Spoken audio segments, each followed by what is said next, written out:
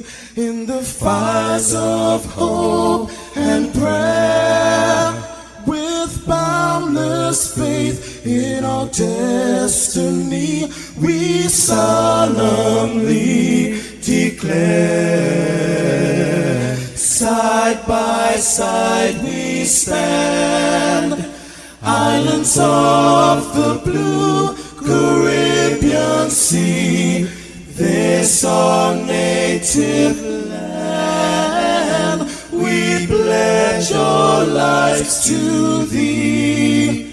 Here every creed and race find an equal place, and may God bless our nation. Here every creed and race find an equal place,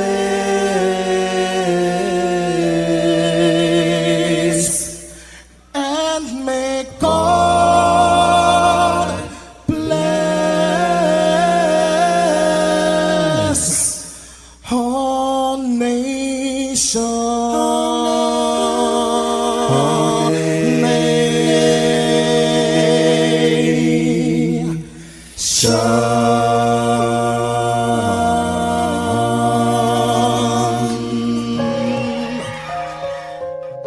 Heavenly Father, we come before you at the start of this new day, giving thanks for life, for health, and the opportunity to serve through this station.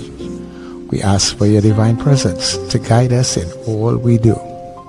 Bless this broadcast, that it may be a source of inspiration, joy, and unity to all who tune in. Whether near or far, may our words uplift, our music heal, and our message bring light to those who need it most. We pray for our listeners wherever they may be. Grant them strength for the day ahead, peace in their hearts, and success in all they put their hands to. Cover those traveling with your protection and those at home with your comfort and provision. Lord, may everything we do bring honor to you and be a blessing to others. Guide our steps, bless our efforts, and let this station be a vessel of positivity and hope. In your name we pray. Amen.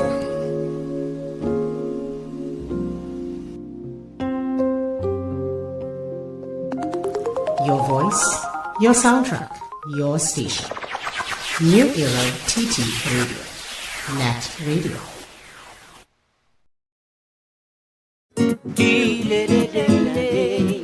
Hey, get down. Yo,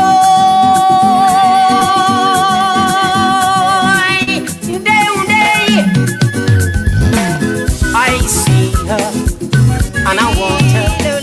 I got to have her. Hey.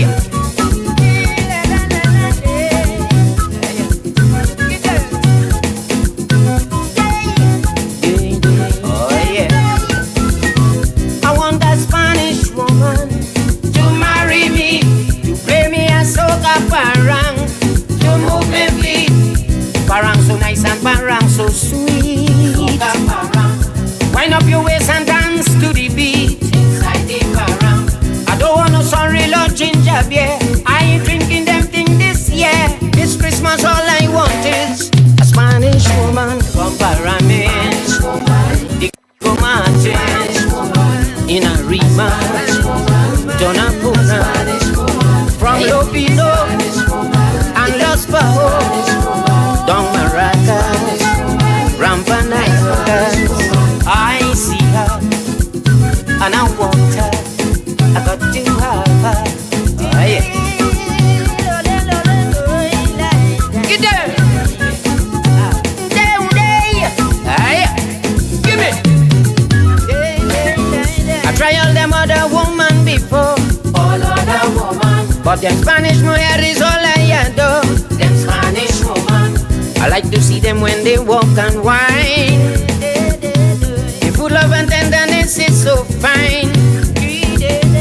You know how to cut and how to contrive to keep their family alive. So this year I want to take home a Spanish woman from Aruga, Point Cumana, from Blanchichet. Bring them in here.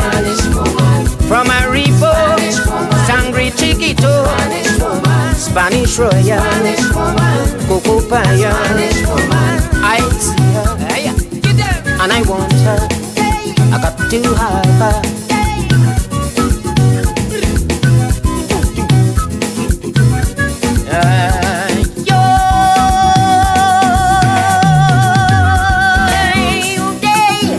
Hey, Baron, look that woman going there, boy. Hey boy, Look, she going there, boy. And for your interest, she is Spanish. you lie.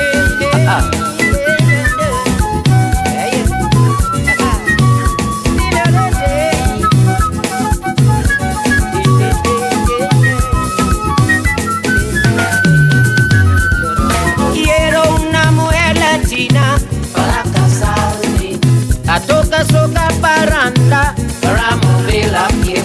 from Parame. Spanish woman, Digo Martin Spanish woman, in Arima Spanish woman, Jonapuna. Spanish woman, From Blanchiches, Spanish woman, bring them in pairs.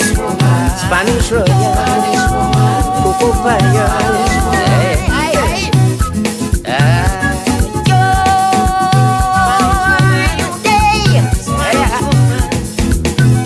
Lord, give me. oh yeah. That name, oh yeah. That name, oh yeah. That name, Wake up, rise up. It's the Net Radio Breakfast Show. Bringing you the energy, music, and vibes to start your day right. oh yeah. That name, Say you have to wait until December. Celebrate Christmas in July with the perfect mix of festive favorites and great music on New Era TT Radio. Net Radio. oh yeah. That name, oh yeah. That name, Well, who says you have to wait until December? We're starting the celebrations early.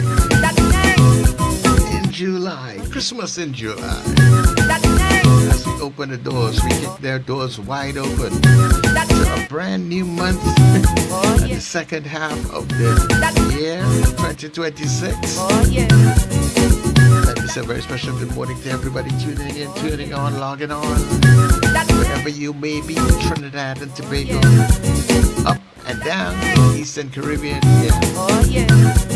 Friends, family, all our diaspora people all around the globe, different spaces and time slots. Oh, it's so good to be getting up with you this morning. Let me say much thanks to the Heavenly Father bringing us together for another day. And all that we do, dear God, let it be a blessing, honor to you. That name, oh yeah. That name, Of course, oh yeah. it's feeling really good to be here with you. Of course, you are listening to New Era TT Radio, Net Radio, the heartbeat of the Caribbean, and we take you above and beyond. That name, So glad that you can make it this morning. You're in the land of the living. oh You yeah. know you got to give thanks and praises because you're above ground. You have already received all of your blessings today. Anything else all I get today Oh yeah. is Alanya. That name, oh yeah. But let me welcome everybody to our Get Up and Go. Yeah, this is your breakfast show. Get up, get up. It's the time to start the day. The breakfast show is here. We bring in the soca way. Yeah, yeah, yeah, yeah, yeah, yeah, yeah. Yeah, yeah, yeah, yeah, yeah, yeah, yeah. Wake up, it's a brand new dawn. The breakfast show got the vibes turned on. From Maracas Bay to the Savannah line. Let's start the day in Caribbean prime.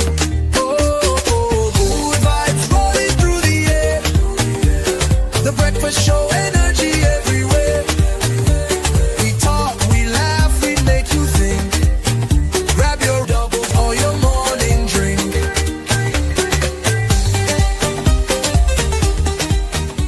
Uh-oh. Guess what day it is? Guess what day it is? Huh?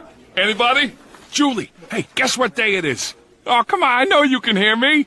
Mike. What day is it, Mike? Leslie, guess what today is?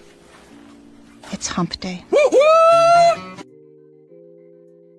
Woohoo! Yeah. Now, let me try that again. Yoo-hoo! Oh, my word. Hey, look. Good morning, everybody. Thanks for being here. Nice to have you here. It's woohoo, Charlie. It's woohoo. Woohoo. But that might be, say, woo might be a little better. The W might be better than the Y. Anyhow, whichever who or you it is, we are glad to be here with you. And this is the breakfast show. Let me say good morning to my co-host, Richard, who will join us a little later on in the hour. And of course, Wendell, who is here very early. So, Wendell, good morning. Yeah, morning, Sir Charles. Good morning, Richard. Good morning, Trinidad and Tobago. And good morning, listeners and viewers all over the globe. It's another rabbit. It just seemed like June month went so fast. Yeah. It's like if it's last week, people were putting in the chat rabbit.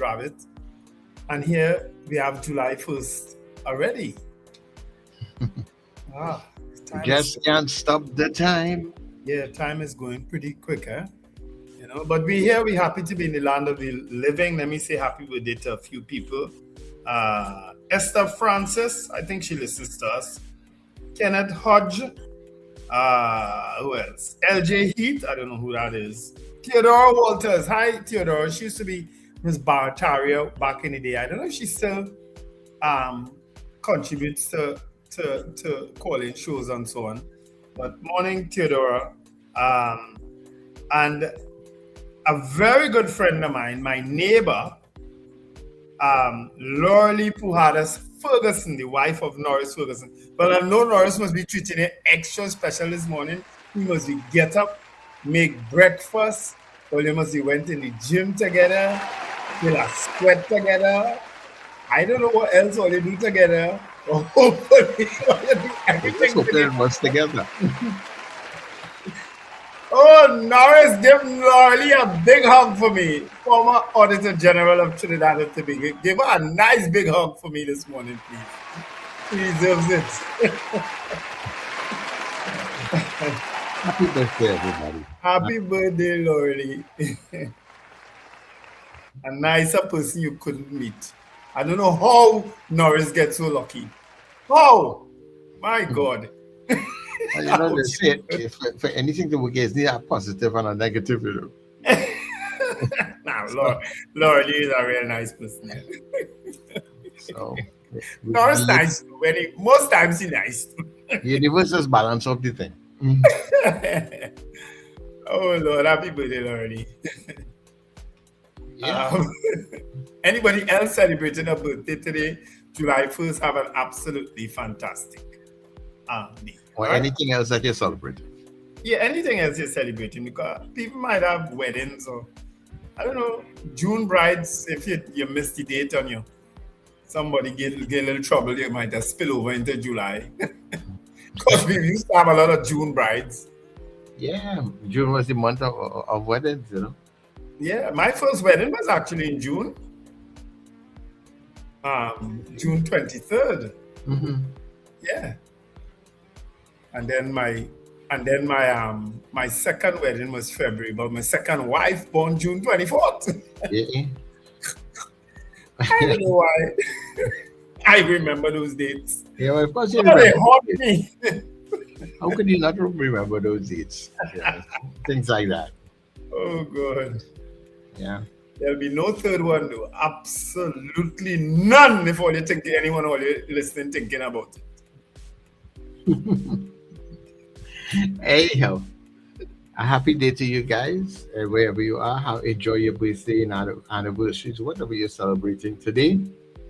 And of course, as we enter into the month of July, because we pick up the habit, right? So it's Christmas in July. Yeah. So yeah. Is it Canada Day today? I've seen somebody saying Happy Canada Day. Is a holiday in Canada today? I am not too sure. It just might be okay. so. Archbishop, tell me. Ashton Clark. This guy, when he posts, he's normally pretty accurate. So happy Canada Day to all my friends and family out there in Canada. Shaka, I hope you're having a fantastic day. Shaka and Garth, who I always meet up when I go out to Canada. Yeah. Yeah, holidays are bound, and then of course our friends in the US getting ready to celebrate their big day coming up on the 4th. Yeah, in 3 days' time, man. Yeah, they're gonna have They have a public holiday. yeah. Or they finally get on a holiday when we don't have one. Yeah. Or they can show off this weekend. Or they get on a holiday when Trinidad and Tobago don't have none. Yeah, you know. We'll find out something we'll put on that day just now. We might put the first peoples on that day. The first people's are be October 15th or 14th. My birthday. Leave the first people's. Don't interfere the first people's thing. It's either the 14th or the 15th. Yeah. Mm. Well, and well, one thing the folks in the US are getting ready for also over the weekend is that they're bracing for a heat wave. Well, I see Europe is having a heat wave, and I saw somebody share some videos of Netherlands, and it's literally melting. Yeah, it is that bad in Netherlands. Yeah, France also has Yeah. Wow. So it has. I don't know if it's shifting or if it's just extending. Because while they continue to go through that, well, we hear that this heat dome that is expected to come across the US over the next few days. So yeah, because they are mid-90s into the 100 plus. Isn't that crazy? Isn't that crazy? They might need more hydration breaks with this football. They probably may have, but they're urging people to do all of those necessary things. Stay in air-conditioned areas and things like that. Don't do too many strenuous things if you're outside. Because a serious thing. I don't think we have ever experienced that, but with our normal little 32 and 33 degrees, when we hit at 34, we'll be real sweltering. Yeah. These people going up to 40s, Yeah. With heat, imagine that, eh? My nephew sent me a video of Amsterdam where people are in a river bathing. Tourists and, people from Amsterdam, they're in a river bathing now. I've been to Amsterdam a few times, and I ain't going in the river. I see these people splashing about in the river because Amsterdam, in central Amsterdam, have this in the red light district. When you walk into that district, they have this river running through it, right? And there are urinals that people use, but the urinals, based on my observation, the urinals is really just covering your upper area, right? Uh-huh. So all the bottom of your legs and everything, everybody could see, right? So the urinal just giving you that level of privacy. Oh, right? okay. So, okay. And it depends on how tall you are. True, right? But I watching the runoff. It looked like it going straight in the river. I say, holy, I'd be mad if I go in a river in Amsterdam. But people all in the river, in the water. Yeah. I say, all right, cool. And in between that heat wave that they were experiencing in that area, because of that whole river and beach kind of thing, they experience a lot more drowning than they. Well, yeah, because people taking chances. Those things, you can't even see the bottom of it, Charles, if you see how it looks. Oh, Chris saying his daughter is currently in France, and she said that a lot of buildings don't have AC. I sent you a WhatsApp. I didn't get it. I wonder if you have you blocked still, boy. I block a lot of people. Oh, Lord, you blocked this. I haven't blocked them yet. Don't send when there's no message at the wrong time of the day, kind of thing. No. Sometimes I forget. But I spoke about that period, Yeah, but yeah, Europe is hot, very hot. I think for the first time in a long while, I'll actually be in Europe in the heat. Every time I go Europe, it's always cold. It's always been a cold time, Yeah. Yeah, So that is what they're looking forward to. Well, I don't say looking forward, but that's what they have to deal with over the next few days. Yeah. But I promised people 4 years ago that I would name my next son Kylian after Kylian Mbappe. Well, after yesterday, I'm almost certain I'm going to do it. I'm 4 years behind time, but my next son, I'll be naming him Kylian. Kylian, after Kylian Mbappe. That young man is fantastic. Kylian, K-Y-L-I-N. Kylian. Yeah, he is fantastic. He scored 2 goals again yesterday. Yeah, he is so quick and so accurate. You know, he really is fantastic. So. Yeah. Right now, he's just 1 goal behind Messi. He's at 18, and Messi's at 19. Yeah. But I know people enjoyed the football yesterday, especially with France. I was talking to one particular individual. That girl was making noise. If you hear noise, especially in the stadium, you know. France looking at one point in time, they looked like they could have given Sweden about 10, you know. the way they were raiding Sweden's goal. You understand? Yeah. But there was some good football yesterday. I didn't see the last game. I didn't see the last game. Which was what? Mexico? That was Mexico, Ecuador. What happened in that game? That game ended up Mexico 1-2-0. Oh, okay. So they continue their winning streak without conceding a goal. And in the first game, Norway scored 2 against Ivory Coast 1. And that game, Norway. I'm happy for Norway, but I was back in Ivory Coast. Ivory Coast, the lapsing, giving up the game too late, man. You know what I mean? Your defense lapsing down at the end of the game there. Yeah.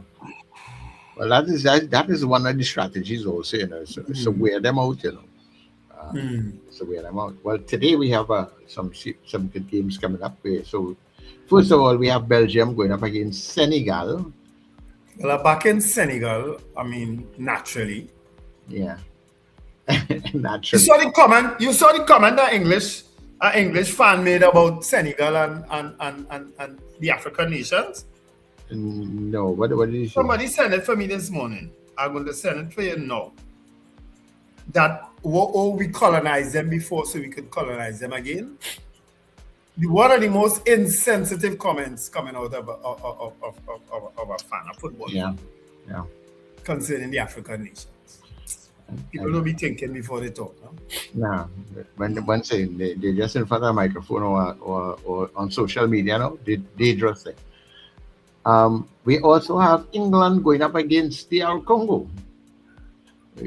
Well, you're not back in Congo. I know all way your support going to the all Africa I'm back in. And I can predict where the third one is going, because the United States is going up against Bosnia and Herzegovina. I'm back in Bosnia, of course. Right. So Wendell is on a roll today. Let's see how the cards play out for Wendell today. Yeah, I'm back in the 2 African nations and the European nation. Okay, that's what I'm doing. Beautiful. Wow. But some good football yesterday. Yeah. Anyway, we have a bit. We have a guest. He just showed up. Good morning, sir. Welcome to the breakfast show. Good morning. I was listening to the conversation. Well, to the football conversation. You just popped up on the screen? No, I was here a little while you all were talking about the football. How are you in terms of that USA match, of course, as I always say, if I had to support any, I'm supporting the CONCACAF region. So you have a visa already. No, I'm just back in our region because our region has never won it. Yeah, as far as I'm aware. Which is why I backed Paraguay the other day. Yeah, so I would like the CONCACAF region to win it. Anyway. All right. Well, we can get into good news, Charles, unless Richard has some more greetings. No, I just want to say good morning and good morning to all our viewers and listeners in the stream. We know you have a choice and we're glad you chose us. So good morning, guys. Sorry for my absence for the last 2 days, but I was really down by. You hear anything in your voice? We understood. You get whipped. Everybody everybody on the chat and the call say you get licks. But I do literally get licks. Isn't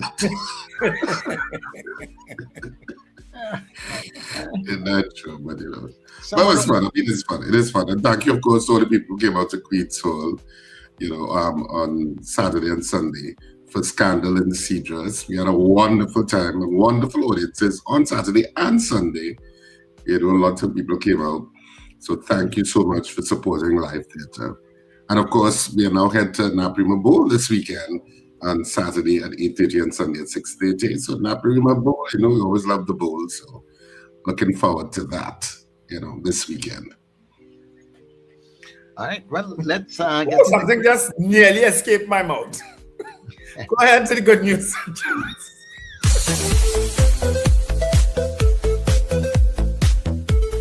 So this guy catches somebody sleeping in his car behind his building. He confronts the guy and says, "Get out of my car and don't come back." The guy leaves. The very next day, the same guy is sleeping in his car. He confronts him again, but this time things escalate, and this second confrontation did not go like the first one.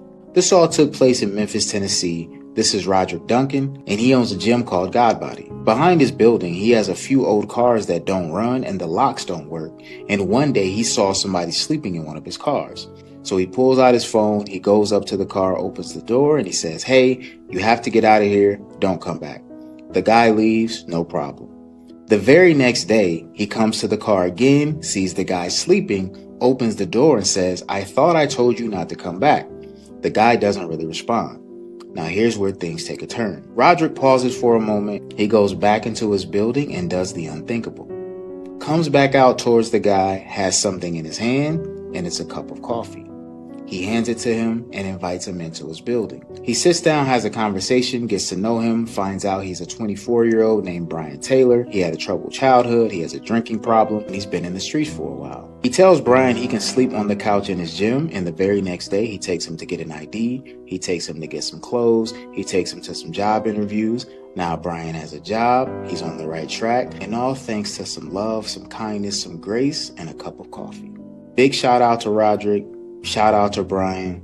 There's some really good people out there, and this was real dope.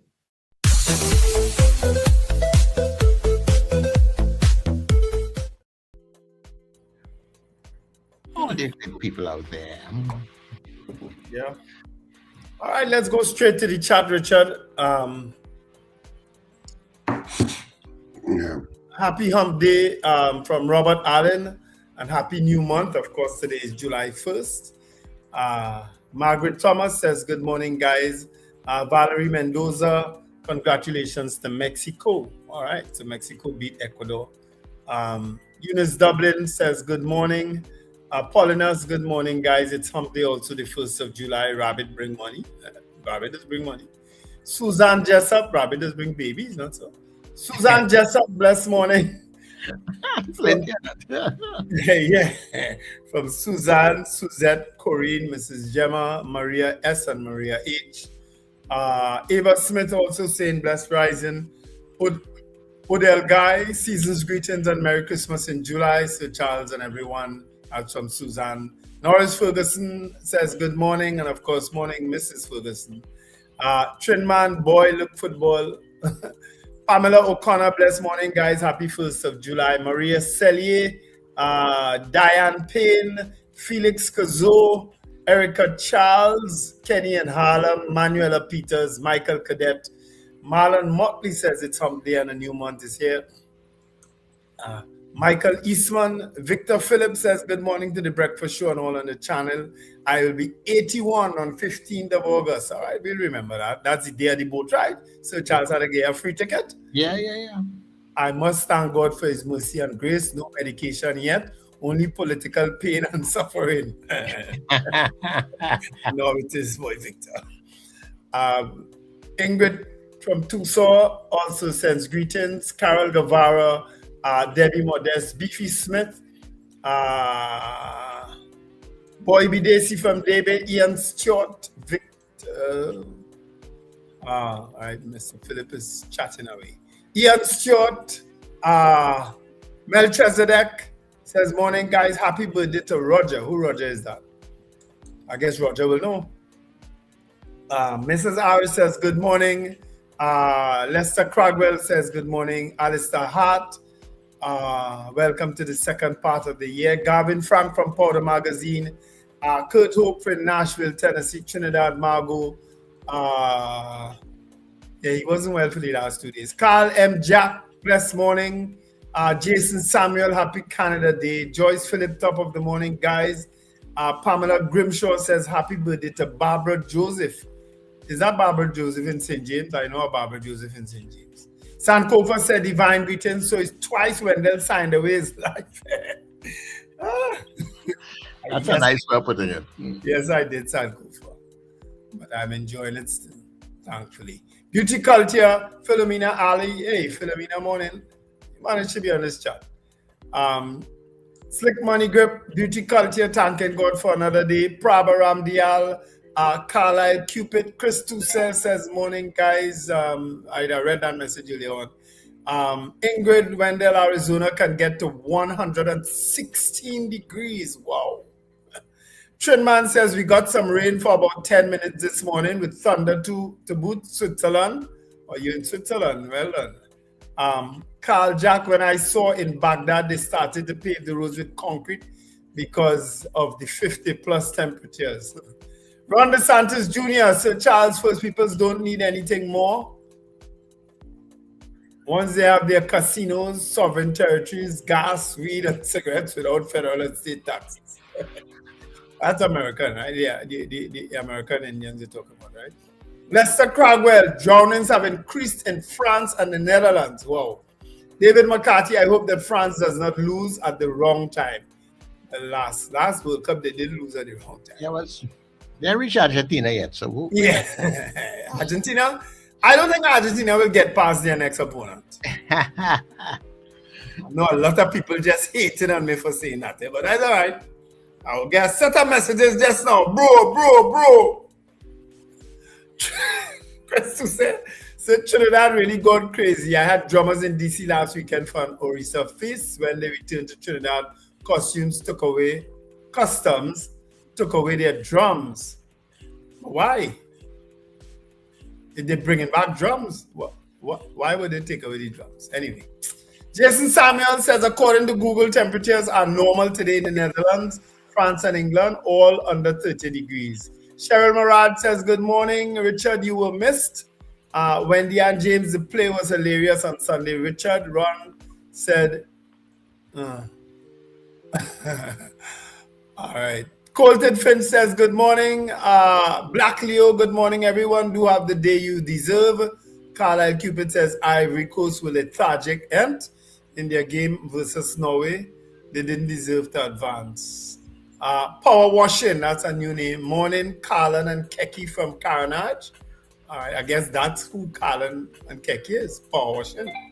Red Fire, peace to the gods. Cheryl Marad said, because of France. Yeah, I have a little more energy than I think I had an early cup of coffee too, that's why. Magic, Grand Rising, gentlemen. Sankofa, one. No, I'm not getting married to have this next child. Somebody just had to bring forth a child. Hi, everyone. This is from Dean Allen. Wendell, don't forget you have to do the interview with Afro Raymond. Yes, we're going to follow up on that. Pamela Grimshaw, yes, it's Barbara. Hey, all right. Barbara, happy birthday. Stephanie Santana, good morning, everyone. And Mrs. R is greeting again me. I don't know why she doesn't just greet Richard. My breath of fresh air. Thank you, Wendy and James. Driving a wedge between Richard and I, it is not going to work. I will say thank you, Wendy and James, for attending the play. Yeah, I'm enjoying it. Thank you. And and good morning, Mrs. R. All right. When that is it there? Yes, those are the greetings on the chat. And just jumped in with a good morning. Okay. I've been trying to get on the Afro for a while, but in the number I have for him, it's just ringing and nobody's answering it. So I haven't seen or heard from him for a little while. Maybe I don't know if he's in the country, but I'll keep trying him too. Yeah. So let me say good morning to Frank out there in Aruka, who came in very early. And first, Peter Wilson was here. Also, Fifi in Ethiopia, Kent in Laventel. Mahi also is in Ethiopia. Patrick Billy, good morning to you. Powder Magazine. Captain Ron in Orlando. Suzanne, good morning to you. Yes, it is Christmas in July. CJ in New York. Zena and the Powder Puff Ladies. Rena Budo Jennings down in Pity Valley. Archbishop Ashton Clark. Yes, it was a holiday. Judith in Tobago. Not much news coming out of Tobago these days, Judith. Reverend Bishop, Victor Phillips, good day to you. Mr. Beeps in Pity Valley. Callan and Kelly are here on this chat also. And of course, Miss Sampson, who is now typing. We welcome everybody to the breakfast show. We're going to take that break. It's now 23 minutes before the hour of 7 o'clock. Stay with us. When we come back, we'll see what's trending in the newspapers today. Are you a business owner? Well, take advantage of Net Radio and Gael Caribbean TV Christmas in July advertising special. Throughout the month of July, enjoy 33% off all advertising packages. Whether you are micro, small, medium, or large business, now is the perfect time to put your product and service in front of the people who matter. Reach your audience through radio, television, and social media, all at 33% off. Don't miss this limited Christmas in July offer. Call us today at 281-1315 or 299-5156 and let Net Radio and Gael Caribbean TV help you grow your business. But hurry, this special offer ends July 31st. It's Christmas in July on Net Radio and Gael Caribbean TV.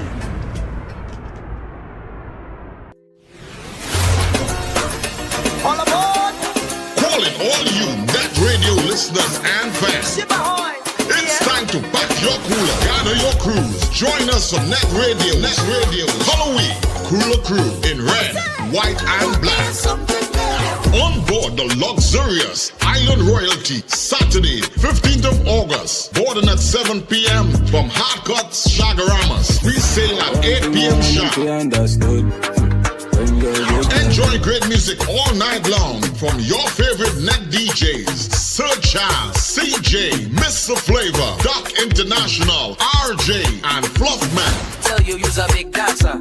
Come show Early bird tickets are just $200 after $250. Get your tickets now at Crosby in St. James, Rumba, St. James, Bobby's Bar in Crep, Pats International in Arima, K Square Fashions at C3 Center, West Mall, and Eastgate Small, and all net DJs. No glass bottles allowed. Bring your coolers, bring your crews, and let's celebrate together. Net Radio, Halloween Cooler Crew, Saturday, August the 15th, aboard the Island Royalty. For information, call 638-2609 or 497-7173. Halloween on the sea.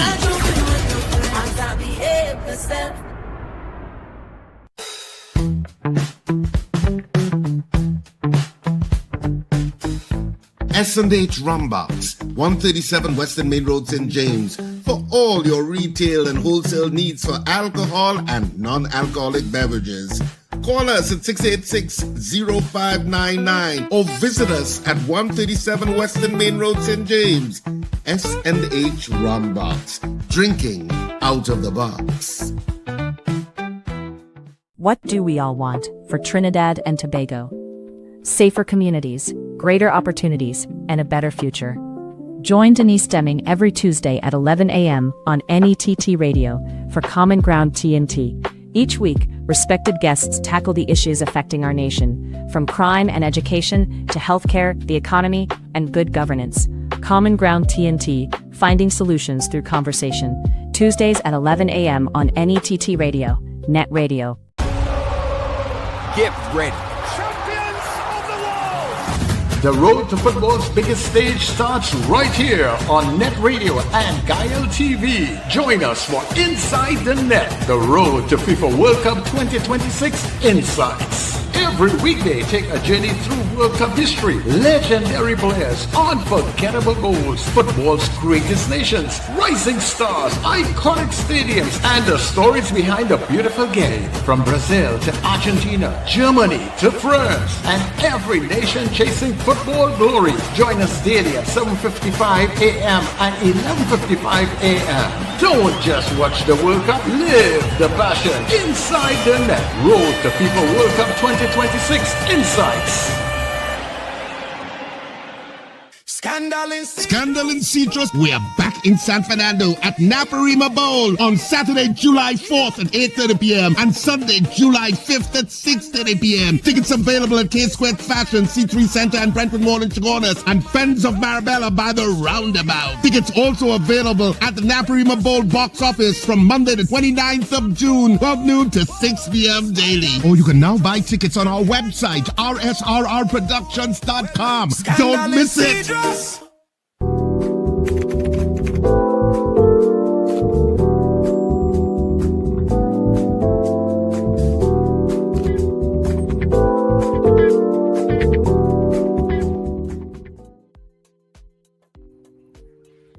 All right, let me just greet a couple more people. Sorry. Deborah Noel Surrett, who got in it, Galen and the ultimate DJ Shane. Galen, your butt dialing or what? You only put a P in your chat. I don't know what that P means. I could hazard a guess. Larry Charles also says good morning, and Michael Robinson from Yokohama, Japan. Michael, tell your sister call me. Don't forget. All right, let's get straight into the newspapers. Let's go straight into the newspapers. For today, of course, it was worth drinking that early morning cup of coffee. I feel so energized. Hadid couple to stay in jail. That's one of the trending stories in the online edition. Father of slain Joshua Samaru released on $100,000 bail. That's good news. Man runs for life after alleged attack by ex. God. Don't interfere with them ladies. Well, if she went by him. He didn't go by her. Yeah. Venezuela crisis may delay gas talks after Methanex shutdown. And of course, we would have given you all the football scores. All right. So those are all trending stories. And of course, we have a video to show for you of the Attorney General in the Parliament again. What is going on in Trinidad and Tobago? You all looked at it? You all had a chance to look at it? Because I only got that video very late, early this morning. Yeah, I saw it. You want to show it now or you want to show it when you finish? No, when I finish. You can show it when we finish with news and we can poll it. Okay. So those are the trending stories in today's Express. All right, the Trinidad and Tobago Guardian for today. Judge denies Hadid's bid for release. Couple to remain detained over alleged conspiracy to murder plot. 2 UK barristers join Hadid's legal team. PNM constituency elections start today, end on July 31st. TNT delegation delays trip to Venezuela after earthquake tragedy, Munilal says. Appeal court rejects bid to challenge trial order. In business news, companies announce board and executive changes. And that's 3 major TNT-based companies have announced changes to their boards and senior management, signaling a period of transition across the banking, manufacturing, and consumer goods sectors. Methanex to close TNT methanol plant indefinitely. Well, that would have been news that's maybe a couple of days old. Arrests having no impact on Blue Water's distribution. And TNT facing structural cracks, says Tukaran. Cummings has the blueprint for AI governance. And let me see. 4 serving soldiers admitted to the bar.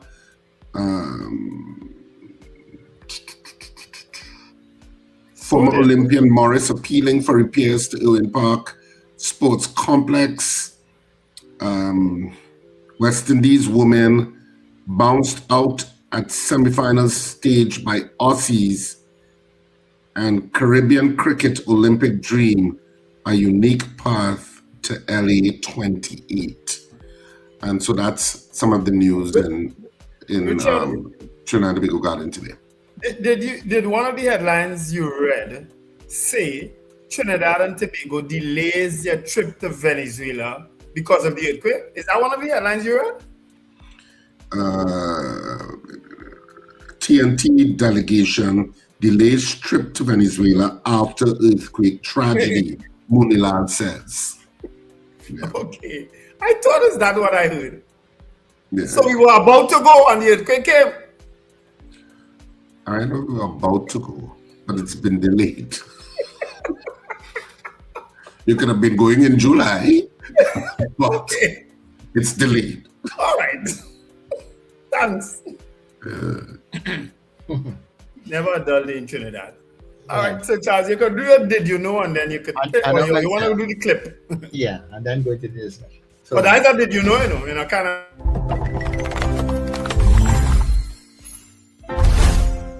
Number 1, if you've bought fish from the market, place it in a bowl of water. If it sinks, it's fresh. If it floats, it's gone bad. Number 2, place an egg in a bowl of water. If it sinks, it's good. If it floats, it's about to go bad, or it's already gone bad. Number 3, olive oil. Place olive oil in the freezer. If it freezes, it means that the quality is good. If it doesn't freeze, it means you bought a low quality olive oil. Number 4, milk. Add a little bit of alcohol to your milk.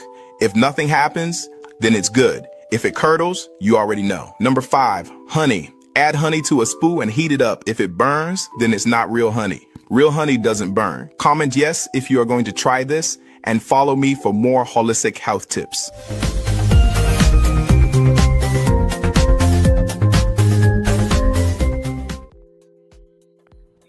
That I egg was didn't like know any of those things. That egg, no, I knew about the egg and stuff, but that egg was like a stone.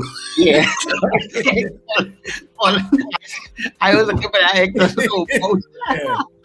I didn't know any of those things. The egg was oblivious to the water too. I know about the egg and the fish. Yeah. I knew about the egg. I don't know about the fish. I only find out about the egg quite I know people who might add alcohol to milk, but it's not to determine whether the milk good. No, it's to make a Baileys. It's to make a drink. All right. Well, I never knew those things, but no, I don't eat egg. And honey, if it burns, it's not real. Is that what they say? Honey doesn't burn. Basically, they light up the honey. That's what he's saying. So he said it's flammable. I don't know. Honey is always, anytime you buy honey, you'll be like, is the honey good or is the honey not good? But you just cannot trust. And I know usually I buy my honey by Wow, but I haven't gone in a while. Yeah, I was there this week. I was there 2 days ago. I haven't gone in a while. But honey, I thought honey was an ants thing. In a while. Simply because, anyway. I thought honey is something about ants following it, or if it's ants following it, it's not real honey or something. If ants following it, it's not real. Yeah, if you pour out a bit and ants go wrong it because it's not real honey. It has sugar in it. You never hear that one? No. I've heard that one. So Charles, I don't know how do you really tell. I never heard that one either. But first of all, you have to make sure you have ants in the house. But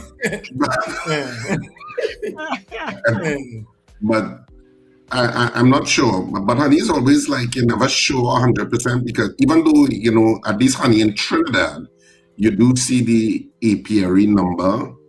They'll put that number sometimes. So you assume there is some sort of regulation with regard to honey farmers. I don't know because usually you would see apiary number 58 and stuff. So you kind of have some trust in the process, but you're never 100% sure.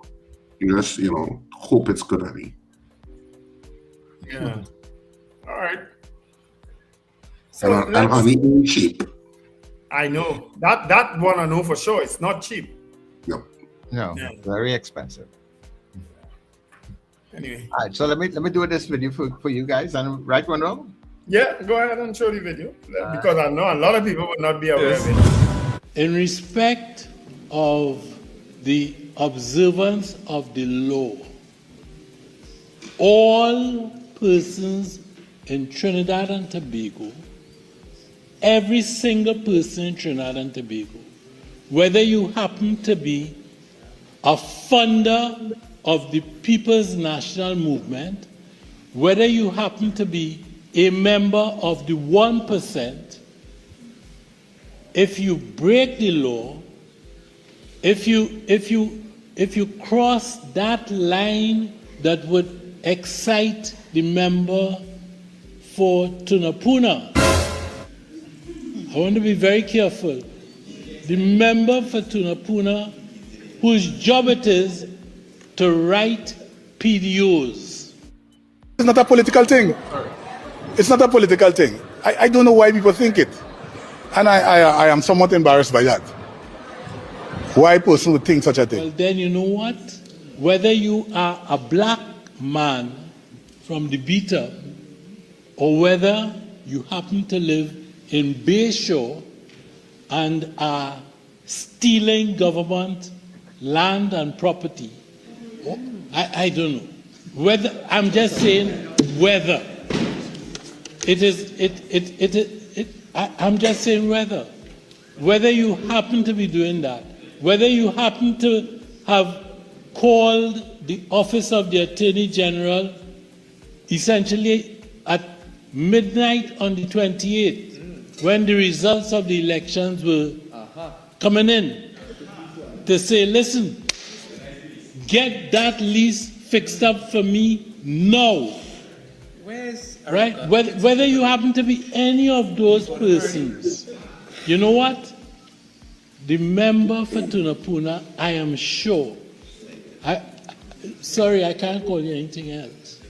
The member for Tunapuna and the Minister of Homeland Security will certainly put you on a PDO with Pipey and Rajiali down in Tetron. What? Let me see that again. You know what? The member for Tunapuna, I am sure, sorry, I can't call you anything else. The member for Tunapuna and the Minister of Homeland Security will certainly put you on a PDO with Pipey and Rajiali down in Tetron. A few moments later. And let me say again one more time. No government minister cannot instruct anyone to take out a PDO for anybody. It doesn't work like that. And if that's your information, you were highly misled.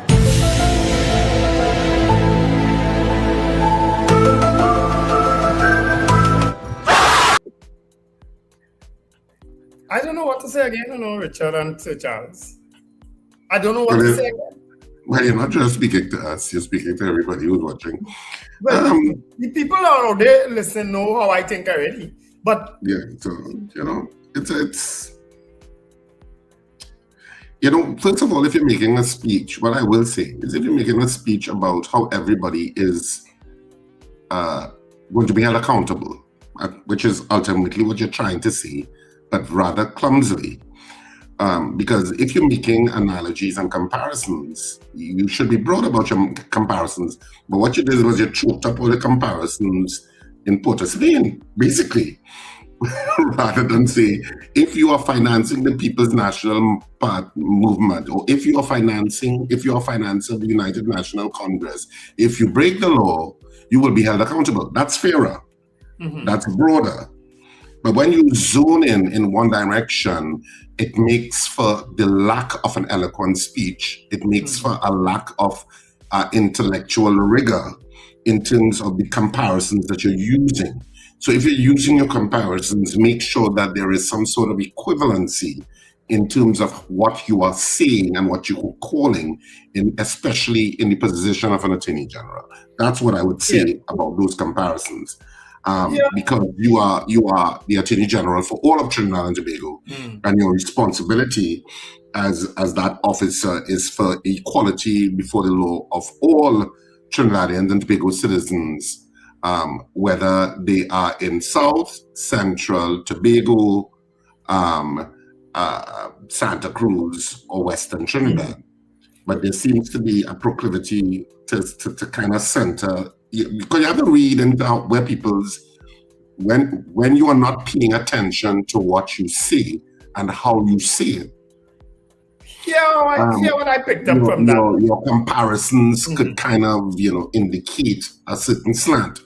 And that's why as a leadership, that's why I always come back to leadership and language, and why language and what you say and how you say it is important. That's another example there. Richard, here what I picked up, Richard and Secha, here what I picked up from that. Several things, right? In that, well, we played a video on Monday from Rhoda, where she went in a direction that this thing is about land. Nobody, until the Attorney General basically confirmed it yesterday, right? That this thing could really be about land. So where does the issue of conspiracy to murder come in? He may have just messed up the whole case for these states, You know that? Well, I mean, he certainly feeds into the narrative that Rhoda would have talked about by saying what he said. And that's why I say you have to be very clear about what you're going to say and how you're going to say it when you're in certain positions.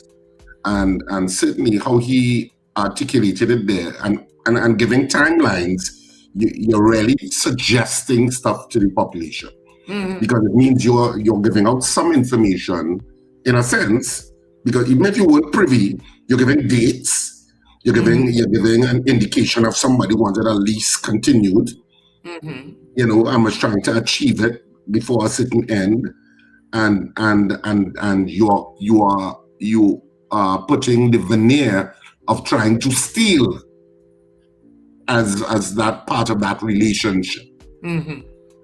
How is all of that going to fare when it goes before the judicial review? I don't. And that's what I'm saying. A judge listening to this, judges listening to this, right? Where they've brought two people before me to say they investigating them for conspiracy to murder, and hearing this issue now of this land thing. How are they to? No, but judges have to be an open book in the sense of they come to the arena knowing nothing, in inverted commas, of the facts of a case. So it really depends on what is the evidence that the prosecution has collated to justify that detention order. And now let's backtrack a little bit. The whole issue of those PDOs is like an I told you so moment to people who did not believe that the state of emergency can really thwart your rights, even your right in terms of detention. Because what happens with a PDO, they can hold you without charge for months until the state of emergency expires, and then release you. And of course, that has happened. Yes. People are just detained and then released without charge. There is something fundamentally abhorrent about that. If you are civic-minded to any degree, whatever your politics, whatever your demographic, because it means that those people don't have their day in court. To say, well, am I being detained lawfully or not? And of course, the Hadids are more resourced than most, so they can go the route of judicial review and really challenge the legal underpinnings of this from a constitutional perspective, which I'm always in favor of. You know me, I'm always in favor of taking matters to court, let the court decide, let lines be drawn, let precedents be set, and so take it in that direction. But it shows you the power of the machinery of the security services when it is that civilian authorities cede control to a certain degree, and to a large degree, quite frankly, to the security services. Well, which he has just been throw done. the Minister of Homeland Security under the bus there too, because he Say that said again? he has thrown the Minister of Homeland Security under the bus because the Minister of Homeland Security was just yesterday in the media saying no politician can issue no PDO. It doesn't come under his hand, and the Attorney General is hours later saying it is his job to issue these PDOs. To construct these PDOs. Well, I don't know if it is that he was saying it doesn't come under his hand, because I think he has to sign off on it. But eventually, but he said... But what he's saying is that he cannot be instructed by politicians. That's what he's saying. So how much has the politics intertwined into this issue? That's something that's going to have to play out before the court system. If there is any issue that politics is playing a part, then certainly that's something that will come out, that will have to be, I suppose, will be brought up as part of the judicial review of that detention. And it's why states of emergencies are not things to be trifled with. And I know there are many people who think, well, I don't know if it's many, but there's certainly some members of the citizenry that think, the state of emergency is necessary to fight crime. And I've always said, no, a state of emergency is not necessary to fight crime. And it's not meant as a crime fighting tool. So the issue then is a state of emergency, which is what all of these issues and of course these things that will be discussed on social media and by talking heads like us on the morning, is the process being politicized? Are lines being crossed in terms of authority between the politics, the security services, and what the judicial authority has to do? Are those lines becoming blurred, or are they maintaining their constitutional parameters? And those are the kinds of issues and discussions that are going to come up, which to me is healthy. Mm-hmm. You need to discuss these things as a young country, because we are relatively a young country. Anyway, so our poll this morning is based on that video you would have just seen, and we'll show it for you again after the news, just so you could get a clearer picture. Do you now believe that the Hadid detention is about land, based on the comments of the Honorable Attorney General in Parliament, who said that a call was made the night of the election to the Attorney General to get that paperwork done? Who was the Attorney General then? Was it still Reginald Amo? Who was the Attorney General when the PNM went out of office on the 28th? Was it still Mr. Amo? No. No, I think Mr. Amo had gone at that point in time. Who would take over that position? Why is it not? I can't remember. Yeah. They didn't go back to Faris, did they? No. No, it didn't go back to Faris. Camille Robinson Regis, right? Thanks for that reminder, Helen Costa. Yes, it was Camille Robinson Regis. They used Marvin Gonzalez was Minister of National Security. Camille was the Attorney General on that night. Thank you. Yeah, thanks. I almost forgot she actually served at the Attorney General in that brief period. And but to be fair to the Attorney General, we don't know if he is actually talking about the Hadids. We are not. There's a speculation because he didn't identify. Call the name at that time. He didn't identify anybody. Yeah. So there's a speculation in terms of connecting the dots. Yeah. Okay, I agree with that. See why we just have you on the show? Because otherwise, Sir Charles and I could do it to them. We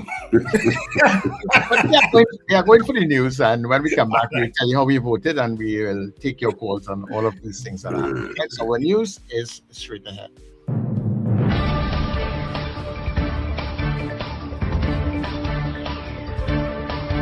The news you need, the clarity you deserve.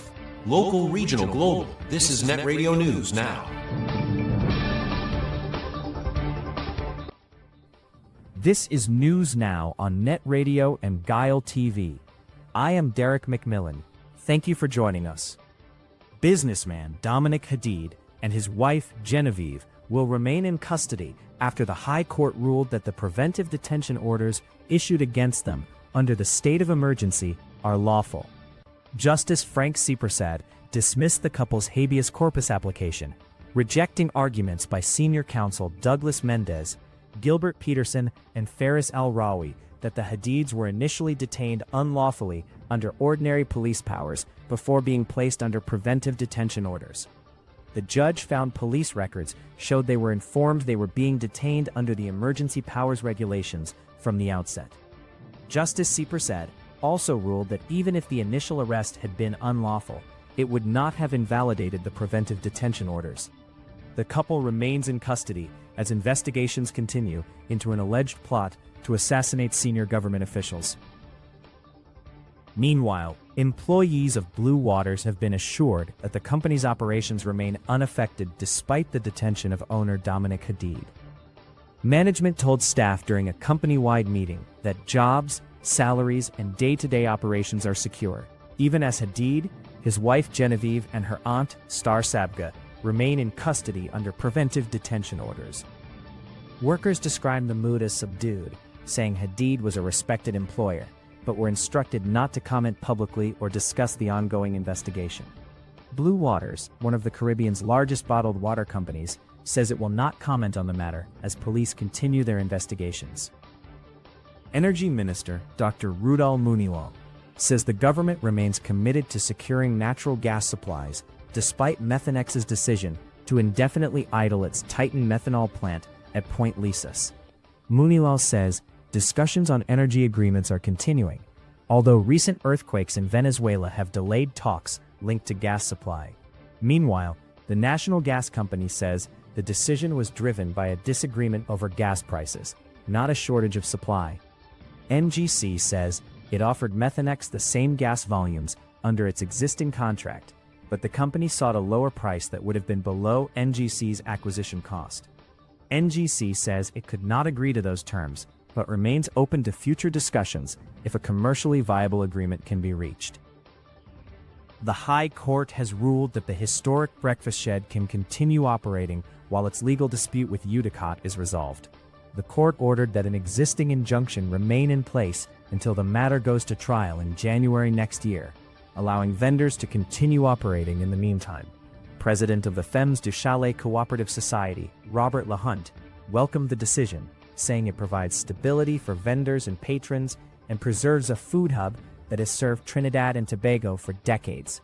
He added that the cooperative remains committed to resolving the dispute through dialogue while pursuing a recovery plan to improve its financial position. Regionally, incoming CARICOM chairman, St. Lucia's Prime Minister Philip Pierre, says regional integration must deliver real benefits for Caribbean people, not just governments. Pierre says he is assuming the chairmanship with humility and determination, adding that CARICOM must become more people-centered by making a meaningful difference in communities, schools, businesses, and homes across the region. He says his priorities include climate resilience, food security, economic growth, digital transformation, and expanding regional trade, while improving the movement of people and skills. Pierre says the success of CARICOM will ultimately be measured by whether citizens feel the benefits of regional integration in their daily lives.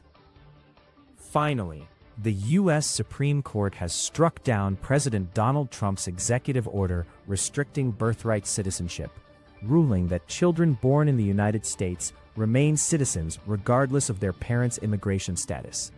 In a 6-3 decision, the court reaffirmed, and the Constitution's 14th Amendment guarantees citizenship to almost everyone born on U.S. soil.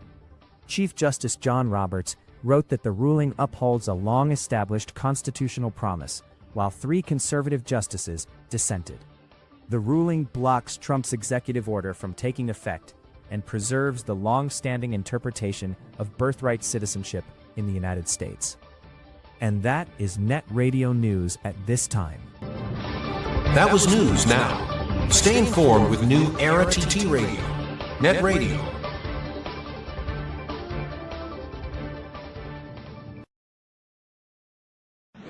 Your mid-morning just got better. Join Sir Charles for the mid-morning mix and mingle, where good music, real talk, health, and family matters come together, and your voice is heard. Whether you're at work, on the go, or just taking a break, this is the perfect mix to keep you engaged, informed, and entertained. The mid-morning mix and mingle, Weekdays, 9 a.m. to 12 noon on New Era TT Radio, Net Radio. Fresh energy. This is the Net Radio Breakfast Show.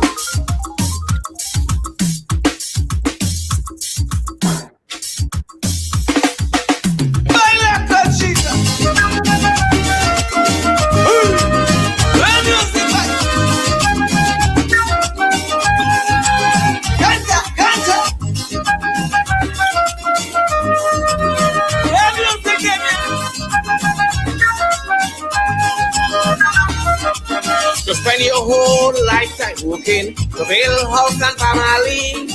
You are approaching or you're done with 60. Now it's time to be happy. Spend your money once you're hungry. The study acting but price. Just leave us something to get buried. Time for pensioners to live nice. If you're feeling for pork chop for Christmas, eat what you want to eat. Now it's brandy and whiskey you're drinking, and every parent can start to beat. Bend your money, bend your back. To make that practice, keep your back when you're dancing. In them parents friends when you're dancing, and you start to sweat, pop your champagne. Now you yeah. Now it's time to pop up your rear when you're dancing. In them parents friends when you're dancing, and you start to sweat. Spend your pension on an IS. Buy clothes and look the best. Pay your bills and get more thanks. Only protect the money in the bank. Not because you retire. That don't mean you expire. Not because you retire. That don't mean you expire. Why not continue? What do you think?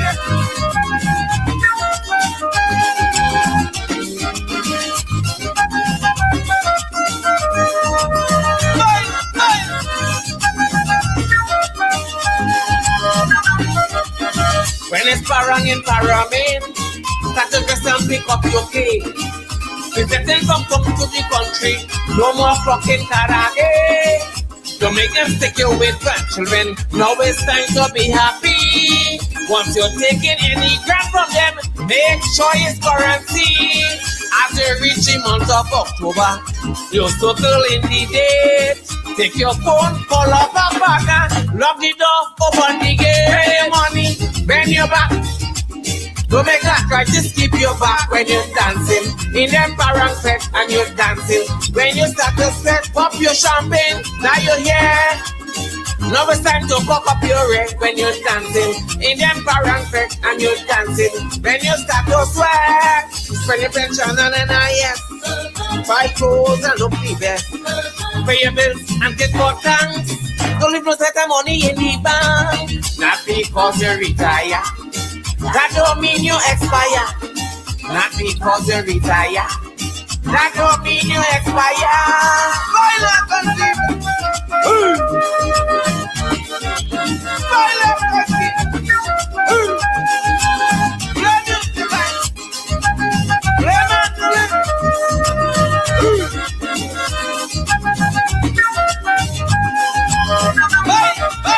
You're only talking about your pension, asking you for the PIN card.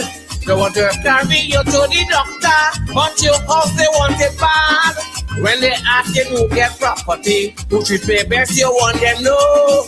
And when they home sit down and plotting, you in the bed and you whining low. Tell them you need a driver to take back you and your wife. And it's the whole night you're drinking. You were taking no chance with your life. Bend your money, bend your back. Don't make that try, just keep your back when you're dancing. In the parang fest and you're dancing. And you start to step up your champagne. Now you're here. Now it's time to fuck up your head when you're dancing. In the parang fest and you're dancing. When you start to sweat, spend your pension on an IS. Buy clothes and look the best. Pay your bills and get more thanks. Don't leave no set of money in the bank. Not because you retire. That don't mean you expire. Not because you retire. That don't mean you expire. Only for 20 tonight. Oh, just got better. You're locked into Net Radio Breakfast Show. Fueling your day with the best music and leading talk. Sunshine outside, Christmas in the air. Celebrate the Caribbean Christmas in July with ULTT Radio, Net Radio. We hit all them boat rides. Only boat ride is tonight. Well, you can come celebrate Christmas in July with us here on Net Radio. Only boat ride is tonight. Yeah, that boat ride is coming up on the 15th. Hey, everybody, welcome inside the second hour of the Breakfast Show. Yes, that is where you are. Listening to the Breakfast Show on Net Radio. Wendell, Stephen, Richard Ragobaris, and of course yours truly, Sir Charles. We keep your company Monday to Friday from 6 to 9. We are here to provide you with good information and entertainment. Yeah?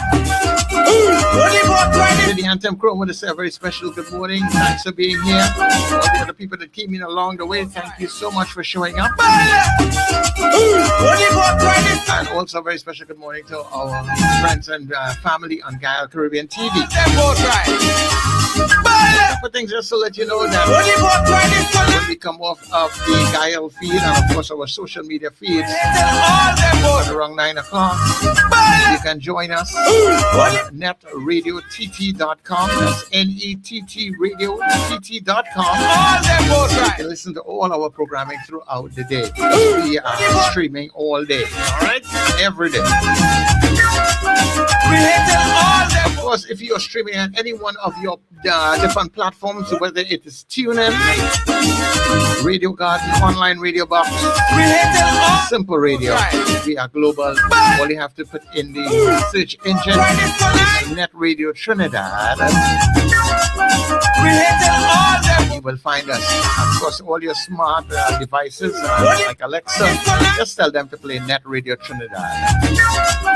As Richard has discovered, Alexa, play NETT Radio Trinidad. Support all of our channels. So whether you are on Facebook, YouTube, Instagram, TikTok, or our WhatsApp channel, remember the search is Net Radio Trinidad. It's easy branding.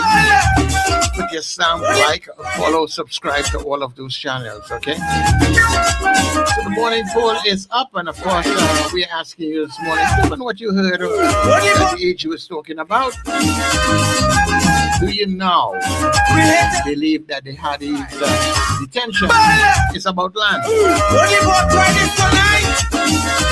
If you believe it is so, yes, you're voting 1. No, you're voting 2.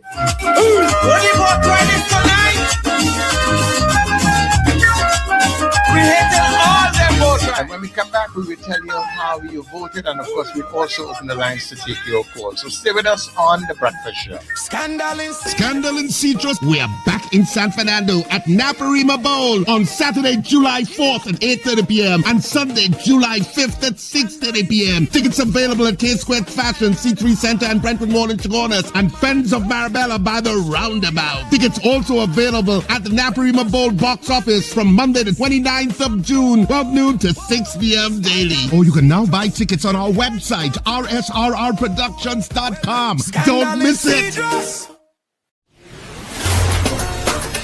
All aboard! Calling all you Net Radio listeners and fans.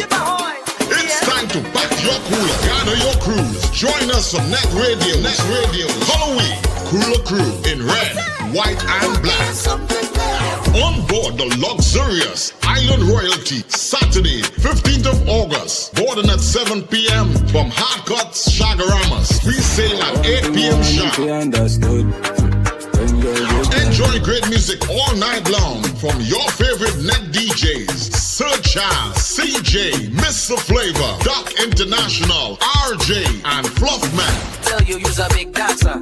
Come show Early bird tickets are just $200 after $250. Get your tickets now at Crosby in St. James, Rumba, St. James, Bobby's Bar in Kure, Bats International in Arima, K-Square Fashions at C3 Center, West Mall, and Eastgate Small, and all net DJs. No glass bottles allowed. Bring your coolers, bring your crews, and let's celebrate together. Net Radio, Halloween Cooler Crew, Saturday, Saturday, August the 15th, aboard the Island Royalty. For information, call 638-2609 or 497-7173. Color Week on the sea.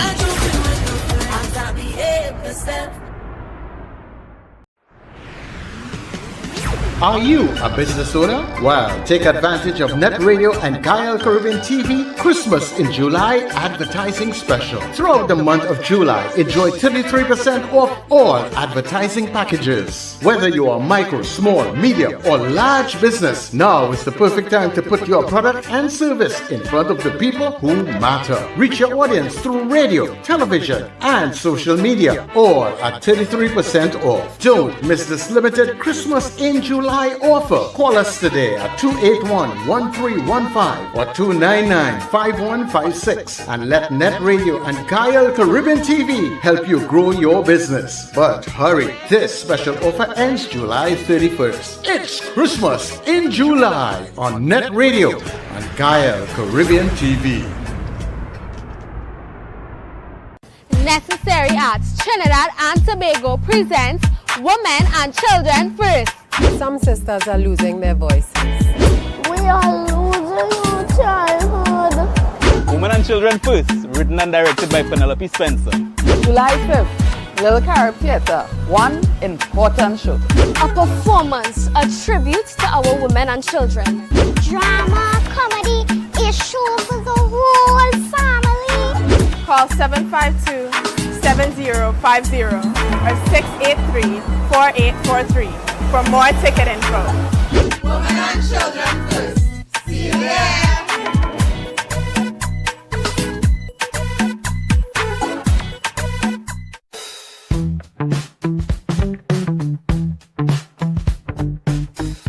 S&H Rumbox, 137 Western Main Road, St. James, for all your retail and wholesale needs for alcohol and non-alcoholic beverages. Call us at 686-0599 or visit us at 137 Western Main Road, St. James. S&H Rumbox, drinking out of the box. Get ready. The road to football's biggest stage starts right here on Net Radio and Gael TV. Join us for Inside the Net, the road to FIFA World Cup 2026 Insights. Every weekday, take a journey through World Cup history, legendary players, unforgettable goals, football's greatest nations, rising stars, iconic stadiums, and the stories behind the beautiful game. From Brazil to Argentina, Germany to France, and every nation chasing football glory. Join us daily at 7:55 a.m. and 11:55 a.m. Don't just watch the World Cup, live the passion. Inside the Net, road to FIFA World Cup 2026 Insights.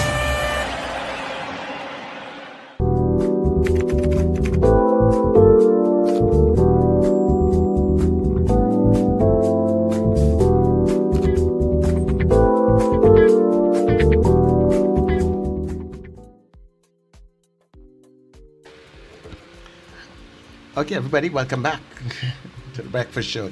24 minutes past the hour of 7 o'clock. Thank you, guys. Nice, sunny here. Oh, we are here in the echo mode. We get an echo, Charles. We saw somebody. Sorry?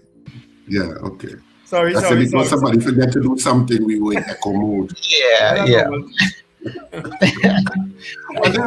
Before we go through the poll results, tell me something. Where is St. Mary's Church in St. James? Is that the church pretty close to you? Right opposite me there. That's where it is? Yeah. Okay.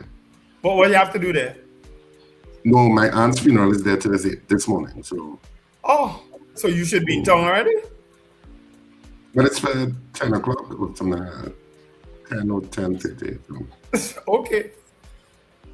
That traffic is horrendous these days on the highway. I don't know what happens when you reach the Beatum. It comes to an absolute crawl all the way into St. James. So you might want to consider going over the Lady Young. I don't know how much better that will be. Yeah. Well, at the time I'm coming in, I'm going to be entering around 10:15 around, I guess. So I'm Yeah, assuming that don't make a traffic will difference. clear that. Sometimes when I do radio up home and I'm coming into town, that's the time I'm coming in and it's still crowding. And most times it's people in the right lane who are not supposed to be in the right lane too, you know. That's causing the backup. Yeah. Because most times the right lane is in fact the slowest lane. Yeah. Anyway. I All right, hear we you. are back from our news break. Of course, lots of votes on this one and lots of some new names on the chat too. Nothing worth reading at this point in time.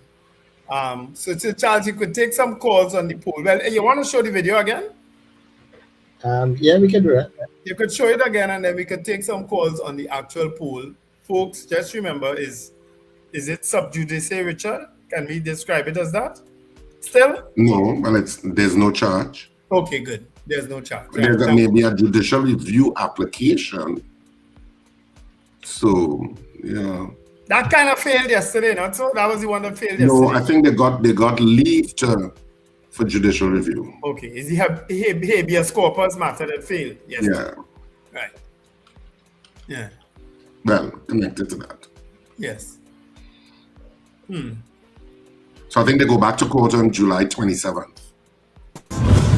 In respect of the observance of the law, all persons in Trinidad and Tobago, every single person in Trinidad and Tobago, whether you happen to be a funder of the People's National Movement, whether you happen to be a member of the 1%, if you break the law, if you cross that line that would excite the member for Tunapuna, I want to be very careful. The member for Tunapuna, whose job it is to write PDOs. It's not a political thing. It's not a political thing. I don't know why people think it. And I am somewhat embarrassed by that. Why a person would think such a thing? Well, then you know what? Whether you are a black man from the Beta or whether you happen to live in Bayshore and are stealing government land and property, I don't know. Whether I'm just saying whether I'm just saying whether you happen to be doing that, whether you happen to have called the office of the Attorney General essentially at midnight on the 28th, when the results of the elections were coming in, to say, listen, get that lease fixed up for me now. Right? Whether you happen to be any of those persons, you know what? The member for Tunapuna, I am sure, sorry, I can't call you anything else. The member for Tunapuna and the Minister of Homeland Security will certainly put you on a PDO with Pipey and Rajiali down in Tetron. What? Let me see that again. You know what? The member for Tunapuna, I am sure, sorry, I can't call you anything else. The member for Tunapuna and the Minister of Homeland Security will certainly put you on a PDO with Pipey and Rajiali down in Tetron. A few moments later. And let me say again one more time, no government minister cannot instruct anyone to take out a PDO for anybody. It doesn't work like that. And if that's your information, you were highly misled.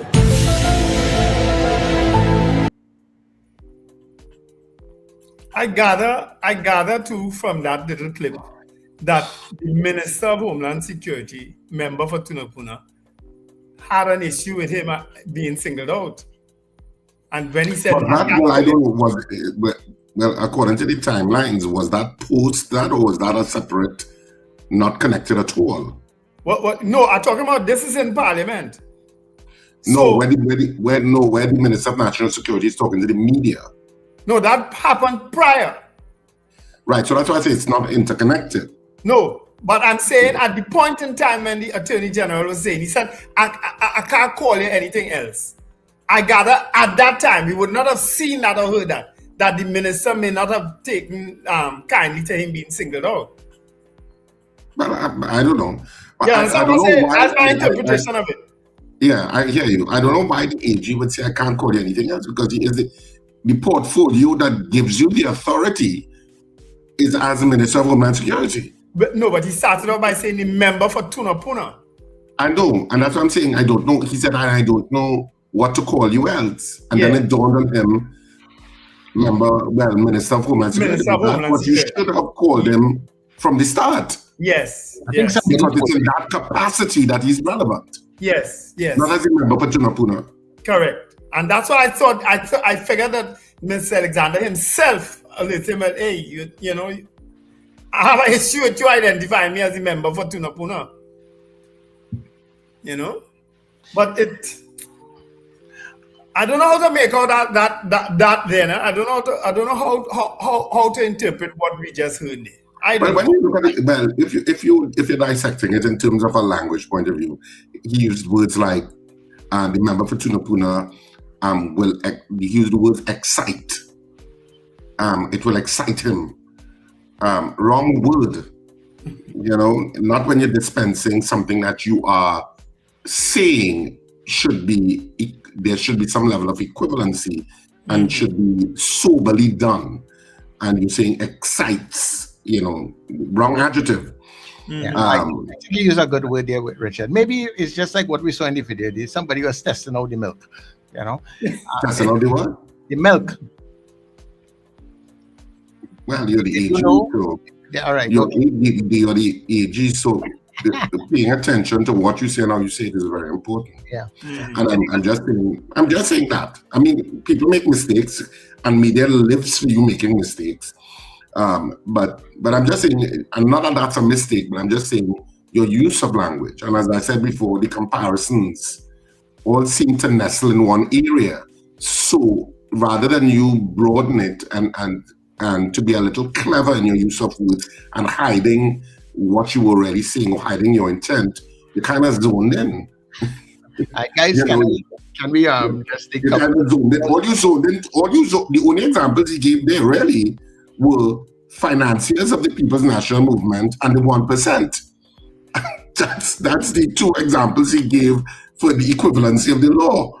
And so you're already telegraphing, you know, intentionally or not, you're telegraphing, you're kind of giving out your information, and then you go to the whole example of on the 28th of April, I didn't say April, but the 28th after the elections and blah, blah, blah. You know, and somebody call and whether you want to steal land, he kind of feeds into a narrative that will set us down a particular path. You know, is that his intent? If that was his intent, then mission accomplished. Well, yeah. I mean, it's consistent with his last few presentations in the parliament with regard to the certain percentages and the threats to Tetrana weights and all that. I mean, you're seeing it plain as day. Yeah, well, as I said, if that was your intent, then mission accomplished. All right, guys, well, let's see if we can take a couple calls. People, we're taking your calls on the poll, 2811315 or 2995156. All right, caller, good morning. A blessed good morning to you, Sir Charles, Richard, and Wendell. Happy Christmas in July to you all. I'm not surprised with that. I put one yes. I went out his land about land. We will have to see how that play out. And then the video you all just showed, I'm not surprised with that at all.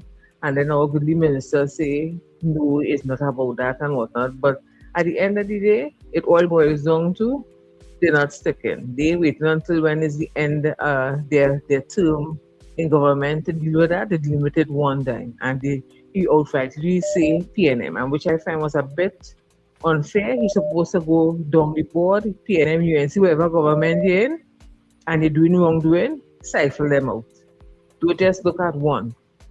Because if you're looking in the past with the same Piaco airport business, that's still in the thing still. You understand? But I just find the unfairness, if you deal, don't just deal with one, don't just deal with PNM alone. Look within your party too. Because you're in your party, you have bubble and thing going on too also.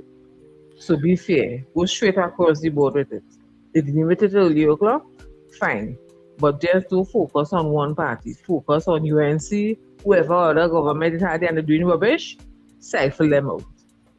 You understand? Okay. I believe in if you deal with everybody across the board. No one party alone. Okay. Thanks very much, Suzanne. I mean, I understand the politics, having been in politics for so long. I understand the politics part of all these things, the accusations, the allegations, the back and forth. I understand the politics in it. The theater. Yeah, I understand, and people should understand that is part of the course, regardless of who in government.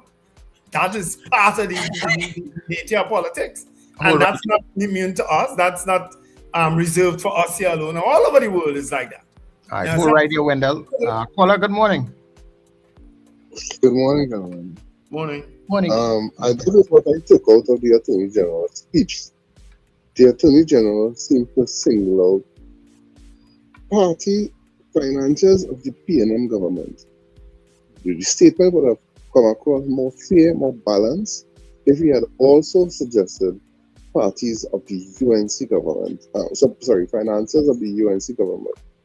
He also spoke to black people from Sila to Laventil, whatever area he did. And he didn't refer to lighter skinned people from Gonzales. He referred to the color of Laventil.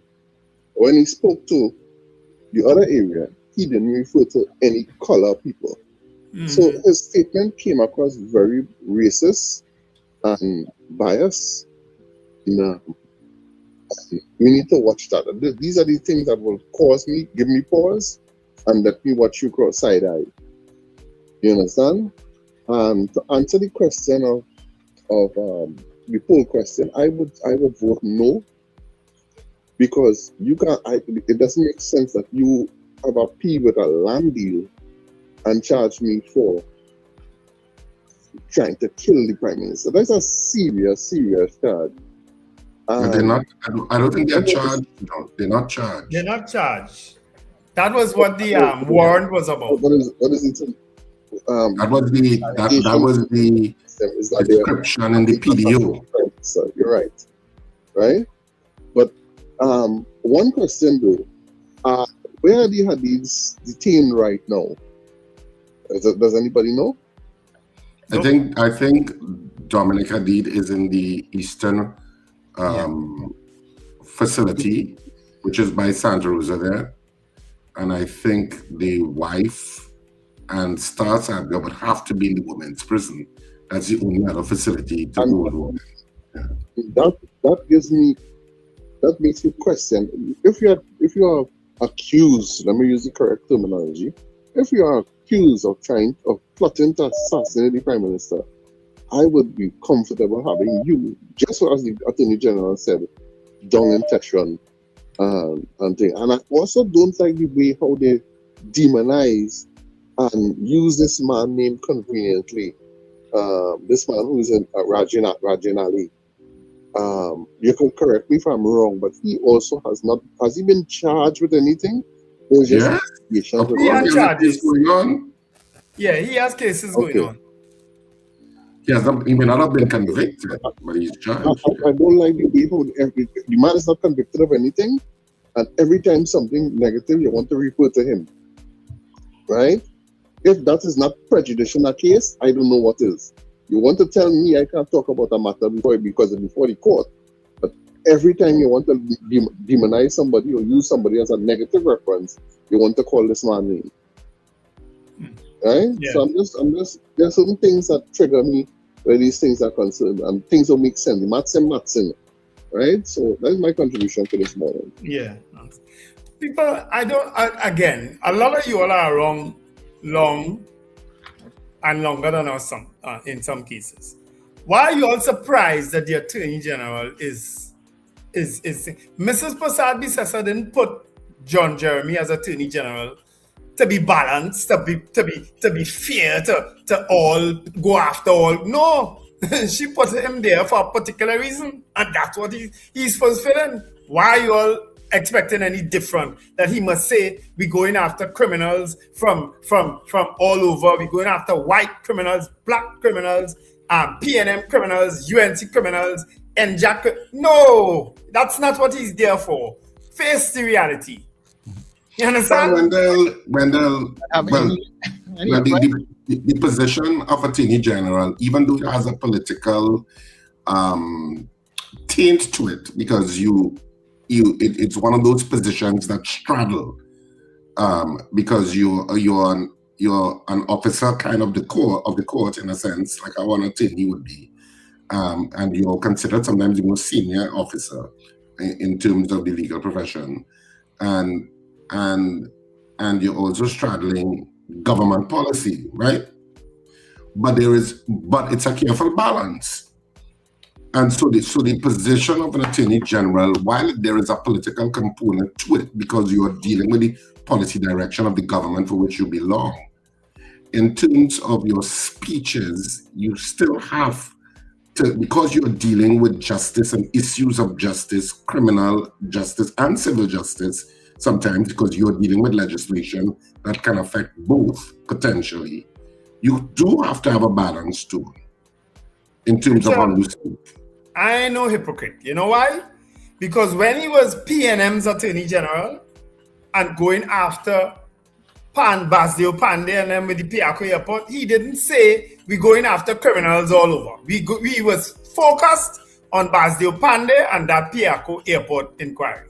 So I ain't gonna be no hypocrite now to expect him to say we're going after everybody, right? He was Attorney General under the PNM, and he went after the UNC in a very focused way. You understand? I That's get one you. thing about I'm not just talking about him. I'm just talking about the position. All right, hold 1 minute there, guys. Kola, good morning. Good morning, gentlemen. Morning, all those who are locked on. Let me just say something. I answered one. My reason being, yes, that seems to be what this issue is about. From what I heard that was being said in the parliament. So I can't see how conspiracy to murder coming out with it. It's totally confusing. Something is amiss somewhere about. You understand? And what if we had a Zoso put down on us for all the time, because it would have been low. Just picture what happening now with just the state of emergency. What if it was Zoso had passed? That's what I want people to think about. Thank you. Have a wonderful day. Yeah. Well, the thing about Zoso is only it will be like a fraction of what the SOE is. You know, the SOE is greater and broader than any Zoso. Well, the fact that I didn't even know what this Zoso was about really, because at the end of the day, a state of emergency could deal with any issue that the Zoso was intended to deal. Yeah. And which is what they've gone back to. Not so? They've gone right back to a state of emergency. And when it comes to end in 2 and a bit months' time, they're going to have a break again and then they're going to call it again. Well, they face reality now. Well, people, this is how you voted this morning. Wendell, all right. Do you now believe that the Hardy detention is about land? We asked you to vote yes or no. 96% of you said yes. 4% of you said no.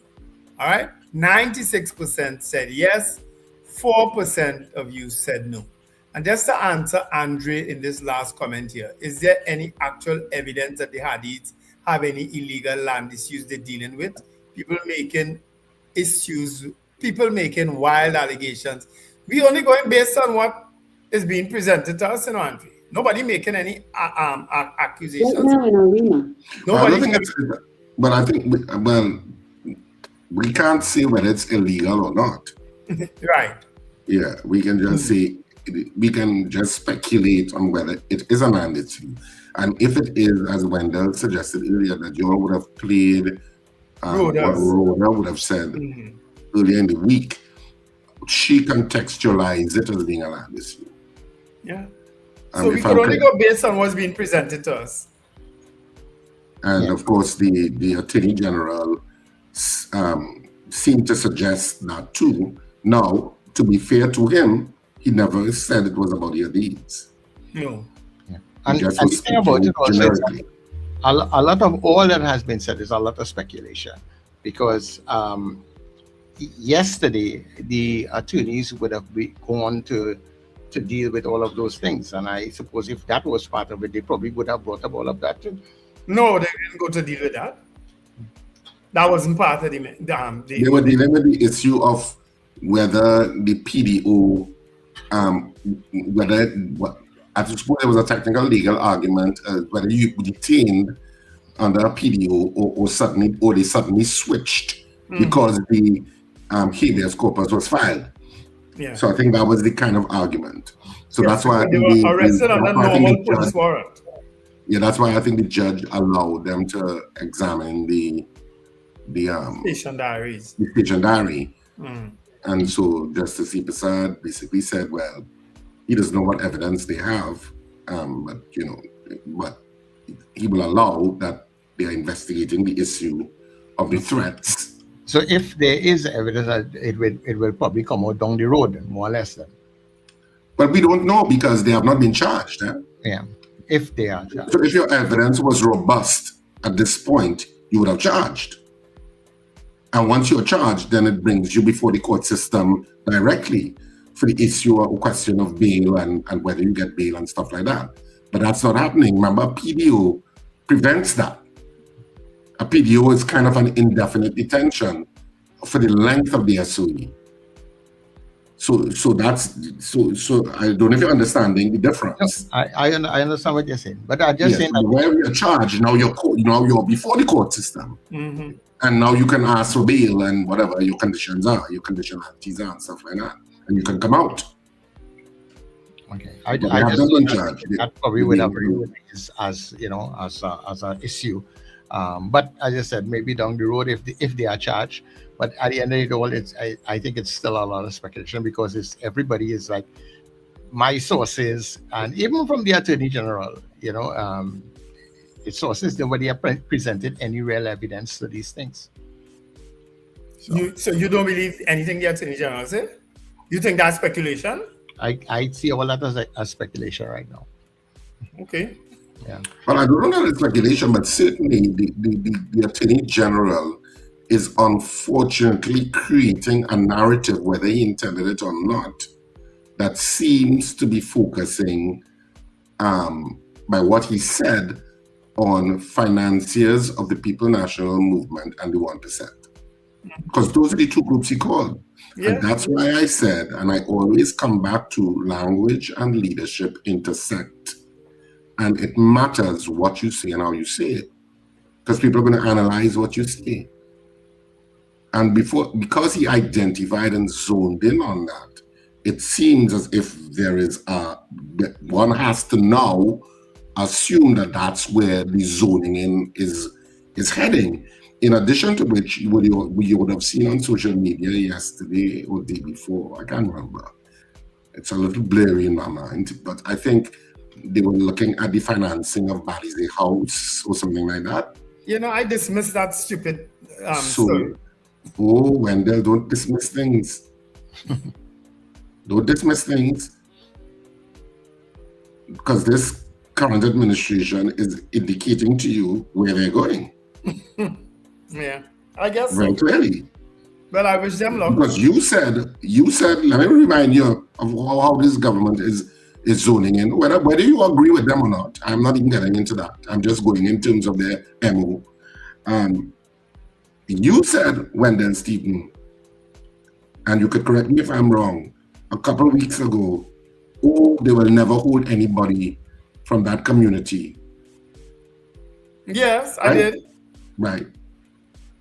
Fast forward to now. They have. Yeah, so they listen to us. No, I don't think that they're necessarily listening to us. They obviously have, well, they may be listening to us, but what I'm saying is that there obviously is an agenda, or maybe agenda is the wrong word, but there obviously is a focus in certain directions. I think agenda is the correct word. So, well. But this is not the first member of I think of that community that is on a PDO, you know, because there's another individual from the person from Mario's Pizzeria, Sahaford, his daughter. I saw that name, but is that accurate? Yeah. But Natalie Harford. Natalie Harford. But the point is, Sir Charles, Dominic Hadid is by far much more prominent in terms of the public eye than Natalie Harford. Come on. No, but I understand that because as someone by far more prominent about the big fish, but then we're talking about whales, you know. So yeah. All right, people so let's see how it plays out. 1-5 or 2-9-5.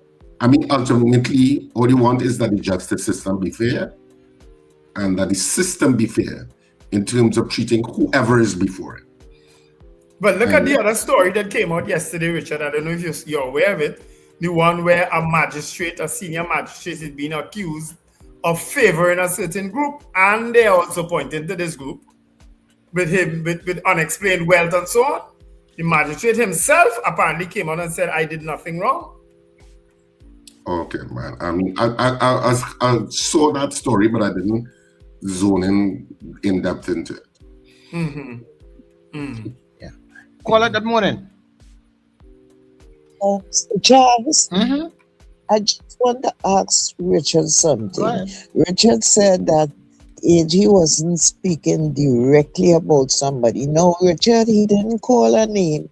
But when you're going to talk about the election night and you call a certain person and say, do what you have to do now, you tie up the whole thing to one person that you actually dealing with.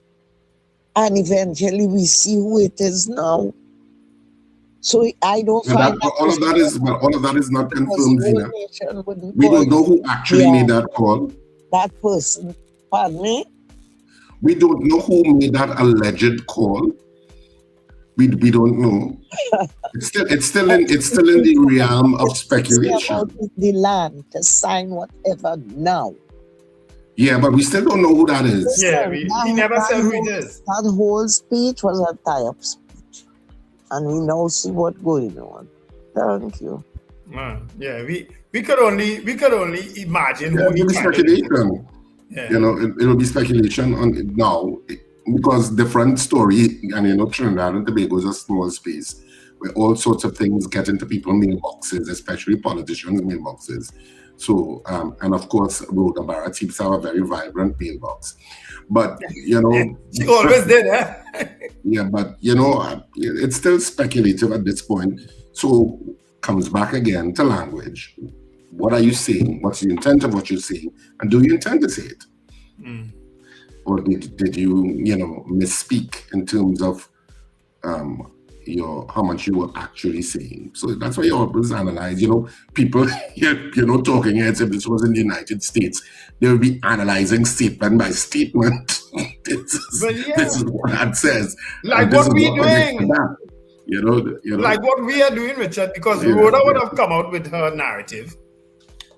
And then all of a sudden, the AG comes up with this land thing in the parliament, almost to confirm what she said. You understand?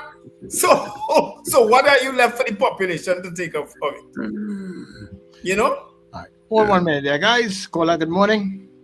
Good morning. The Three Musketeers. Morning, Mr. Grant. Morning. All right, I was saying that from the politics, but I say no, yeah, I listen and I'm watching and listening. I'm going to give you some homework to do. Dr. Williams said it will take PNM to destroy PNM. That one. A certain member of the opposition right now, she was working with with Pizza Boys and them. It is alleged she's the person who took Mr. Manning to the Syrian committee when he called the second snap election. I was so because I was very vexed after going for convention this Sunday. So here he go in Parliament the Monday and it's now after 2 years after doing it once. Right? Now they have the woman from the Pizza Boys lock up the Hartford woman. Big sense out of nonsense. No, she's not Pizza Boys. She's not Pizza Boys. She's Mario. Mario Pizza. Yeah, it's not Pizza Boys. Two different things. Right, Mario Pizza. But that said person was big in Mario's. Okay? But is that confirmed though? That this person is I saw it being mentioned on social media. I ain't seen no confirmation of that. No way. But she's the daughter of the founder of Mario's Pizza. That's what they said in the media. Okay. I wasn't sure if that was a confirmed story or if it was just old talk.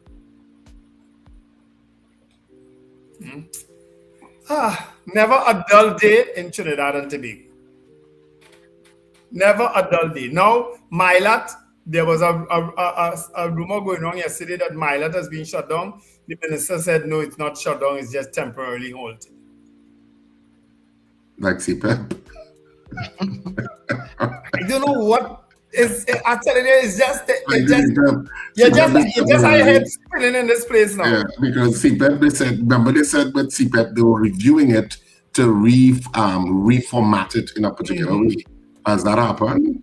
No. It's a year later. That happened in the first month. Thousands of people went on the breadline. Yeah. And then there's this war of words between the Minister of Local Government and the Mayor of Port of Spain.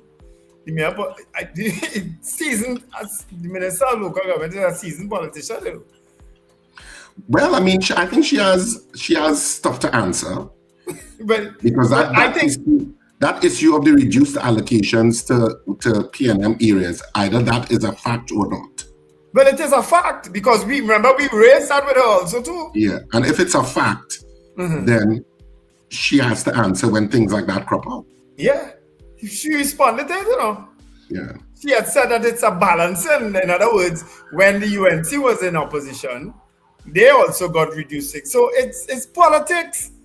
It's politics and a set of silly games going on, and it's just tiring. You understand? Who do you believe at the end of the day? Who do you think you'll believe? Caller, very quickly, let's go. Caller? Yeah, let's select the call, Charles. Morning, gentlemen. Go ahead, Professor. I called, I was about to say, I find very interesting. I called because from my perspective, I was saying, look how we having this interesting discussion about the Attorney General's actions and the PDOs. But from my perspective, I was saying, but wait, this is really something that distracting from a lot of the other things that would be affecting people at the core. And I did so on the background of what happened yesterday. I became aware that certain payments that should have gone to my account in terms of pension did not go. And therefore I decided that I'll make a call to a particular colleague to inquire about whether that person was also affected, only to find out that the person actually had a similar problem like me. Now, this is the first time that I have experienced that. And in discussion with the person, I became more aware of the same thing you all were now speaking about with the Minister of Local Government. Now, I had my beliefs that she was choosing our words correctly in order to convey to the public that they didn't have financial defaults with P&M corporations. But the call I made yesterday confirmed that, because several people who I contacted indicated that yes, they are experiencing a similar default in the pension payments first time. And one of them also indicated to me that traveling officers across the corporations have been affected by their payments also. So that these are real things affecting real people in terms of the day-to-day operations. And here we are speaking about, and justly so, particularly I'm enjoying Richard analysis about the whole situation. And but a lot of things go under the radar when we focus on this big story, you know. So that I wanted to make that clear that while we're speaking about this, we have things like what I mentioned there, and then we have things like Methanex, which would affect people at the core in terms of employment and contractors to these places and all these things. And maybe it's an appropriate distraction, whether it's planned or otherwise, I can't say. But a lot is going unnoticed while we focus on this. But I'm enjoying it, and I hope after the news, we could continue to analyze this legal situation with the PDOs and all that sort of thing.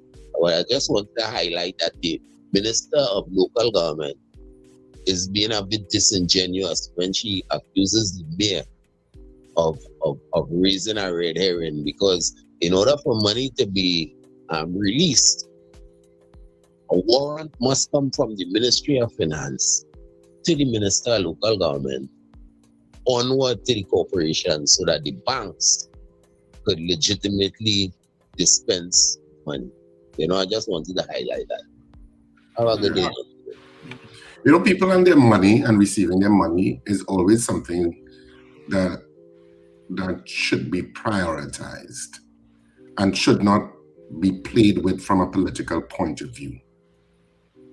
And so Minister Amin needs to tread carefully in terms of not those citizens that are affected by the playing of politics, if it is politics at play. I don't know if it is, but I'm just saying. And I remember in my previous disposition, anytime it had anything to do with paying people, even if it was at the end of a work day and it was 7 o'clock in the night, I would say bring it, because I was always conscious in my mind that people needed to be paid. Yeah. People are always waiting on money in terms, and you never know what people's financial positions are. And so that should always be something that's paramount. It also calls for a certain degree, a level of empathy to her, that people, many people live paycheck to paycheck. Mm-hmm. So when that money doesn't turn up, it's dramatic for them. And sometimes I think politicians lose sight of that, or are impervious to it. And coming to that issue, just before we go to the news, the whole Methanex and nutrient issue, that has to be concerning for the government, because it's two kind of blotches on the energy sector. That nutrient is closed, and now Methanex has said they're closing indefinitely in terms of, is it Titan, I think it is, in terms of the methanol production. That has to be concerning. And two, blotches, as I say, against the Ministry of Energy in terms of how they're handling between NGC, the Ministry of Energy, and these two producers in terms of point leases, who would be earners of foreign exchange. So that has to be concerning, and I have not seen anything as yet in terms of Minister Munilal properly articulating what the government's position is in terms of moving forward. I certainly have, I know that Stuart Young would have made some sort of video concerning it, because I saw part of it. But the Minister of Energy, Minister Munilal, if you're listening, you need to step forward and start addressing those issues, because they become concerning especially if there is a continued dependency on energy, the energy industry and the downstream industries that are important to the economy of Trinidad and Tobago. So they need some sort of, whatever is the government's position, there needs to be better articulation of what that is. Okay, so we go for the news and we will continue the conversation. Speakers, stay with us on The Breakfast Show.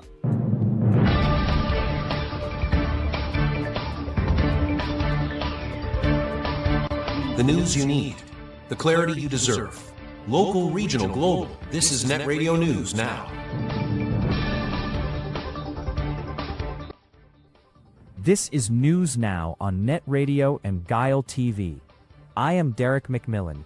Thank you for joining us.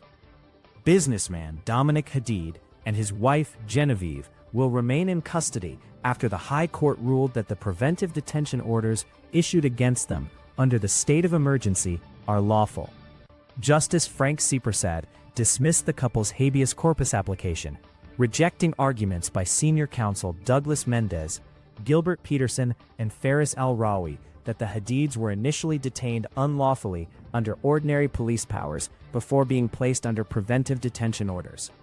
The judge found police records showed they were informed they were being detained under the emergency powers regulations from the outset. Justice Seepersad also ruled that even if the initial arrest had been unlawful, it would not have invalidated the preventive detention orders. The couple remains in custody as investigations continue into an alleged plot to assassinate senior government officials. Meanwhile, employees of Blue Waters have been assured that the company's operations remain unaffected despite the detention of owner Dominic Hadid. Management told staff during a company-wide meeting that jobs, salaries, and day-to-day operations are secure, even as Hadid, his wife Genevieve, and her aunt, Star Sabga, remain in custody under preventive detention orders. Workers described the mood as subdued, saying Hadid was a respected employer, but were instructed not to comment publicly or discuss the ongoing investigation. Blue Waters, one of the Caribbean's largest bottled water companies, says it will not comment on the matter as police continue their investigations. Energy Minister Dr. Rudal Muniwal says the government remains committed to securing natural gas supplies despite Methanex's decision to indefinitely idle its Titan methanol plant at Point Lisas. Muniwal says discussions on energy agreements are continuing, although recent earthquakes in Venezuela have delayed talks linked to gas supply. Meanwhile, the national gas company says the decision was driven by a disagreement over gas prices, not a shortage of supply. NGC says it offered Methanex the same gas volumes under its existing contract, but the company sought a lower price that would have been below NGC's acquisition cost. NGC says it could not agree to those terms, but remains open to future discussions if a commercially viable agreement can be reached. The High Court has ruled that the historic breakfast shed can continue operating while its legal dispute with Udicot is resolved. The court ordered that an existing injunction remain in place until the matter goes to trial in January next year, allowing vendors to continue operating in the meantime. President of the Femmes du Chalet Cooperative Society, Robert LaHunt, welcomed the decision, saying it provides stability for vendors and patrons and preserves a food hub that has served Trinidad and Tobago for decades. He added that the cooperative remains committed to resolving the dispute through dialogue while pursuing a recovery plan to improve its financial position. Regionally, incoming CARICOM chairman, St. Lucia's Prime Minister Philip Pierre, says regional integration must deliver real benefits for Caribbean people, not just governments.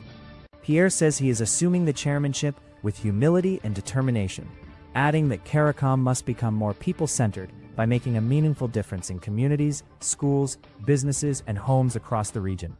He says his priorities include climate resilience, food security, economic growth, digital transformation, and expanding regional trade, while improving the movement of people and skills. Pierre says the success of CARICOM will ultimately be measured by whether citizens feel the benefits of regional integration in their daily lives. Finally, the U.S. Supreme Court has struck down President Donald Trump's executive order restricting birthright citizenship, ruling that children born in the United States remain citizens regardless of their parents' immigration status. In a 6-3 decision, the court reaffirmed, and the Constitution's 14th Amendment guarantees citizenship to almost everyone born on U.S. soil. Chief Justice John Roberts wrote that the ruling upholds a long-established constitutional promise, while 3 conservative justices dissented. The ruling blocks Trump's executive order from taking effect and preserves the long-standing interpretation of birthright citizenship in the United States. And that is Net Radio News at this time. That was News Now. Stay informed with New Era TT Radio. Net Radio.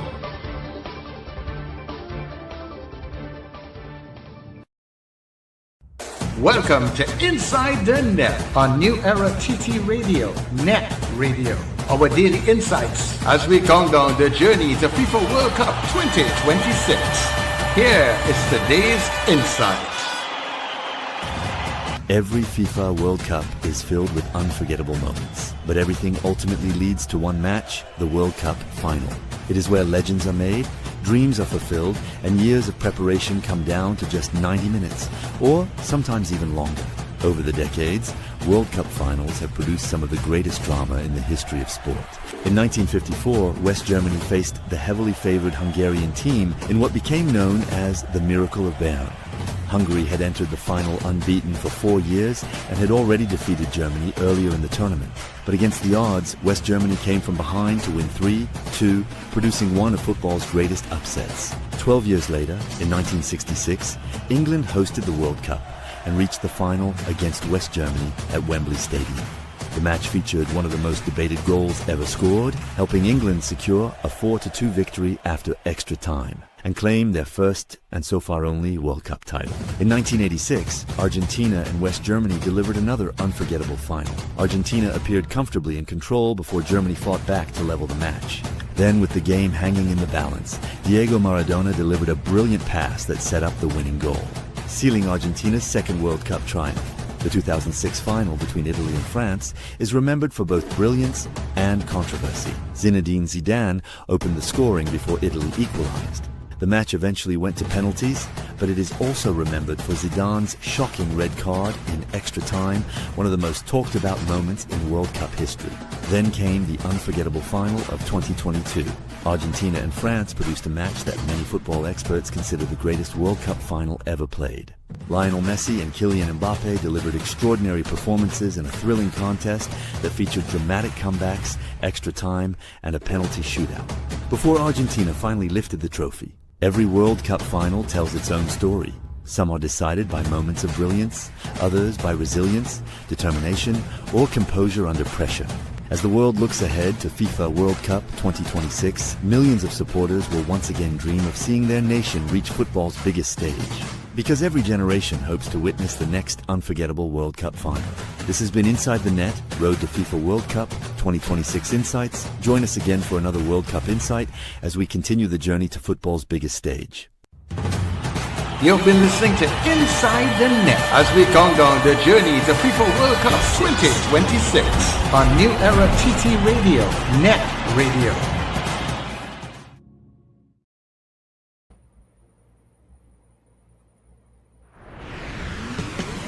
Are you a business owner? Well, take advantage of Net Radio and Kyle Caribbean TV Christmas in July advertising special. Throughout the month of July, enjoy 33% off all advertising packages. Whether you are micro, small, medium, or large business, now is the perfect time to put your product and service in front of the people who matter. Reach your audience through radio, television, and social media, all at 33% off. Don't miss this limited Christmas in July offer. Call us today at 281-1315 or 299-5156 and let Net Radio and Kyle Caribbean TV help you grow your business. But hurry, this special offer ends July 31st. It's Christmas in July on Net Radio and Kyle Caribbean TV.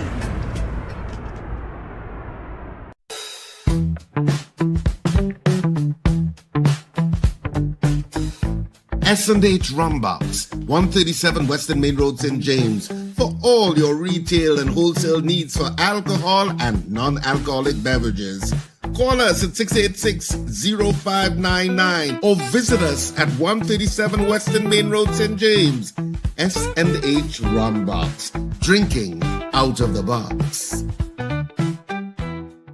Scandal in Citrus. We are back in San Fernando at Naparima Bowl on Saturday, July 4th at 8:30 p.m. and Sunday, July 5th at 6:30 p.m. Tickets available at K-Square Fashion, C3 Center and Brentwood Mall in Chagonas and Friends of Marabella by the Roundabout. Tickets also available at the Naparima Bowl box office from Monday the 29th of June, 12 noon to 6 p.m. daily. Or you can now buy tickets on our website, rsrrproductions.com. Don't miss it.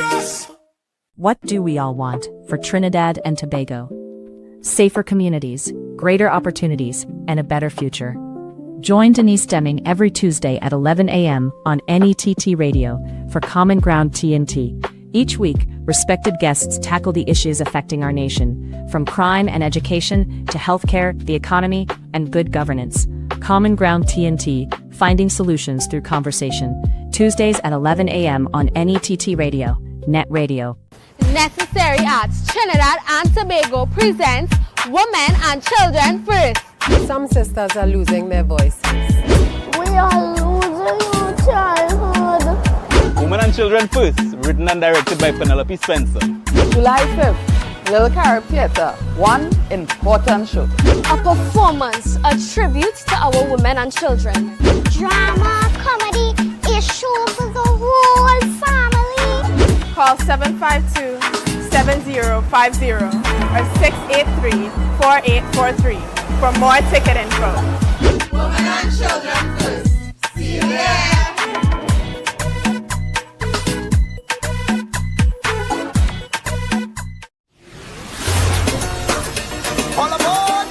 Calling all you Net Radio listeners and fans.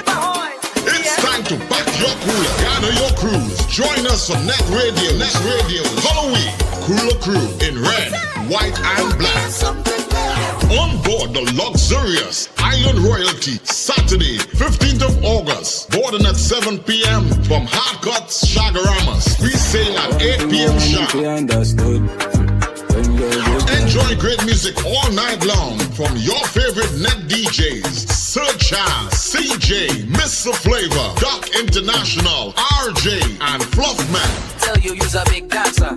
Come show Early bird tickets are just $200, after $250. Get your tickets now at Crosby in St. James, Rumba, St. James, Bobby's Bar in Crep, Bats International in Arima, K-Square Fashions at C3 Center, West Mall, and Eastgate Small, and all net DJs. No glass bottles allowed. Bring your coolers, bring your crews, and let's celebrate together. Net Radio, Halloween Cooler Crew, Saturday, August the 15th, aboard the Island Royalty. For information, call 638-2609 or 497-7173. Halloween on the sea.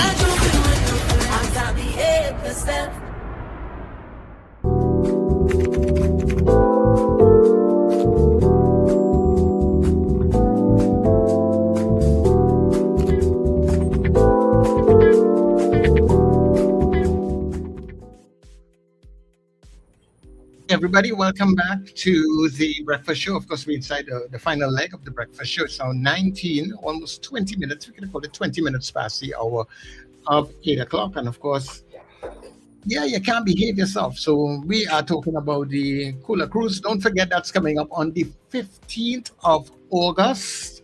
Yes, we're inviting all of you to come out and support Net Radio as we continue to build this platform together, right? So come out in your numbers. Organize your cruise, or if you want to call them your teams, your batch, or whatever you want to call it.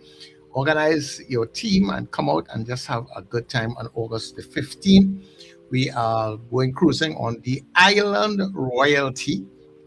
It's a beautiful yacht, and of course, all you have to do is make sure you go and pick up your tickets right now.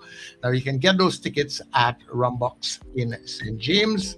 You can also get it at Crosby's in St. James, at the folks at Bobby's Bar in Kirap, and Fats International in Arima. Also, K-Squared Fashions, they are located at Eastgate Mall, that's in Trin City. West Mall for all of you further down in the west, and of course our friends in Central South. Well, hey, C3 Center in San Fernando is where you can get your tickets. And remember, you can also get the tickets from any one of the presenters, DJs. Call us, we have your tickets, and we can book your spot. Make sure that you are organized and get your tickets now. They are on sale. The early bird tickets are on sale and they are moving. So you know what? Get your tickets now. Stack your coolers. Remember, no glass bottles in your cooler. And of course, it is colorway. So the colors, we are pre-independence in your red, white, or black. I'm sure you have some part of that in your wardrobe, red, white, and black. Everybody's supposed to have one of those colors or all of those colors, right? So remember, August the 15th, colorway cruise, right? And make sure they bring drink for Wendell and Richard because them fellas and them just drink hard. No, not me. I practically or literally drink once a week.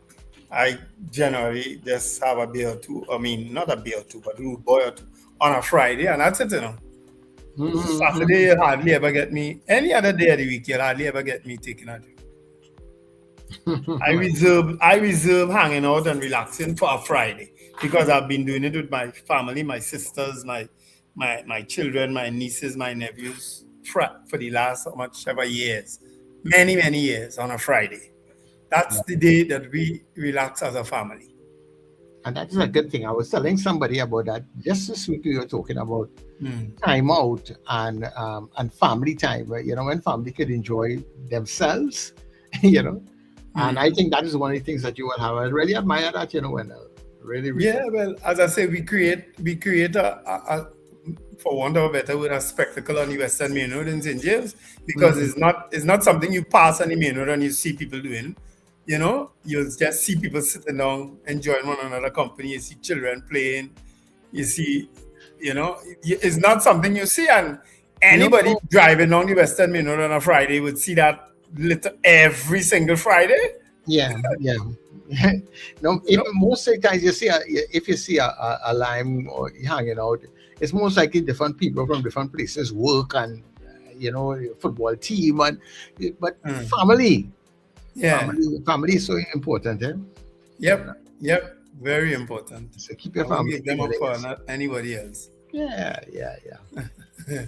All right. And don't forget that also that Richard's Place on Scandal in Cedros is heading down to Naparima Bowl this Saturday and Sunday. Now, the Saturday show is at 8:30 p.m. and the Sunday show is at 6:30 p.m. And as I said, tickets are at all the regular outlets, and you could go to their website. They are our production. Is it RSRR production website? You can monitor the thing. And you can purchase the tickets online there. And you could also go to the box office at Naparima Bowl because they started selling their tickets from Monday. So tickets are available there. So go check it out. Either one of the days, you're going to have a good time. Have a laughter, man. Laughter is good for the soul. Very, very good for the soul. Also, you know, before Richard went off, he was talking about the energy minister. And there's an article that we carried in one news at 8 o'clock, but not the entire thing. It's kind of long.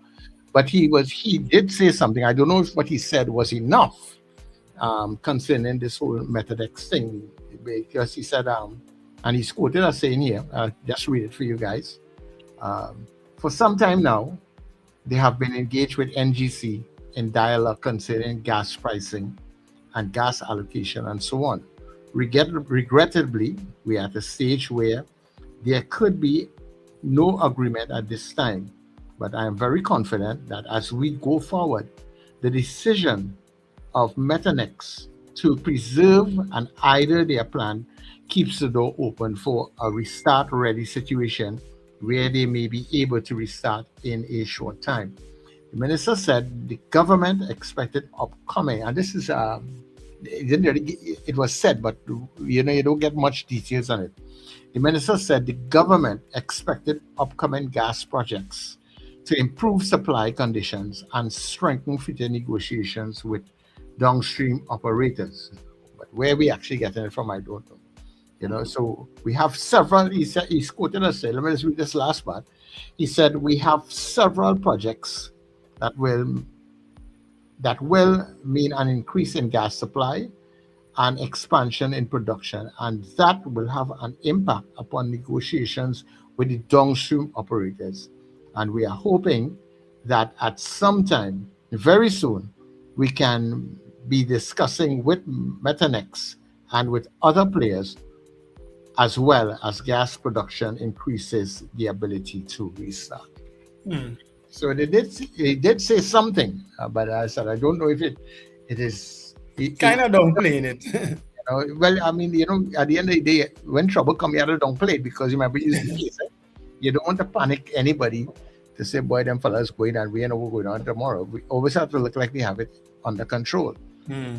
So the UNC better come up with a plan fast to get some money or get some business or get some investment or turn around or get the economy going, because one thing ain't being affected is the swollen cabinet salaries. None of them ain't getting short pay or late pay. That we know for sure. None of them ain't seeing the specter because so much of them could have been sent home already and none of them ain't being sent home. You understand? So they better hope some plan come up fast. And that issue, this is the same Dr. Munilal who say with the delegation to Venezuela has been delayed because of the earthquake. I've never heard something more funnier than that. Well, I mean, if at this point in time, if Miffy was planning to go, I mean, you could already go now. You're ready and free. Who are you going to talk? You really think they had anything planned to go? I don't know. I can't say because at the end of the day, I mean, they have to have some sort of discussion taking place. He's an ex-politician with a lot of experience, and nice experience coming out there. Yeah. Politicians have to see these things because I mean, while we may talk doom and gloom and things, they cannot. They have to always show that that we are trending in a particular direction. This is rough, but we're moving, So I expect that of politicians, going forward. All right, let's take your calls, people. 281-131-529-95156. You can get in on the show. We have been chatting before. We're going to give you the opportunity to finish, do some chatting. All right. So, caller, good morning.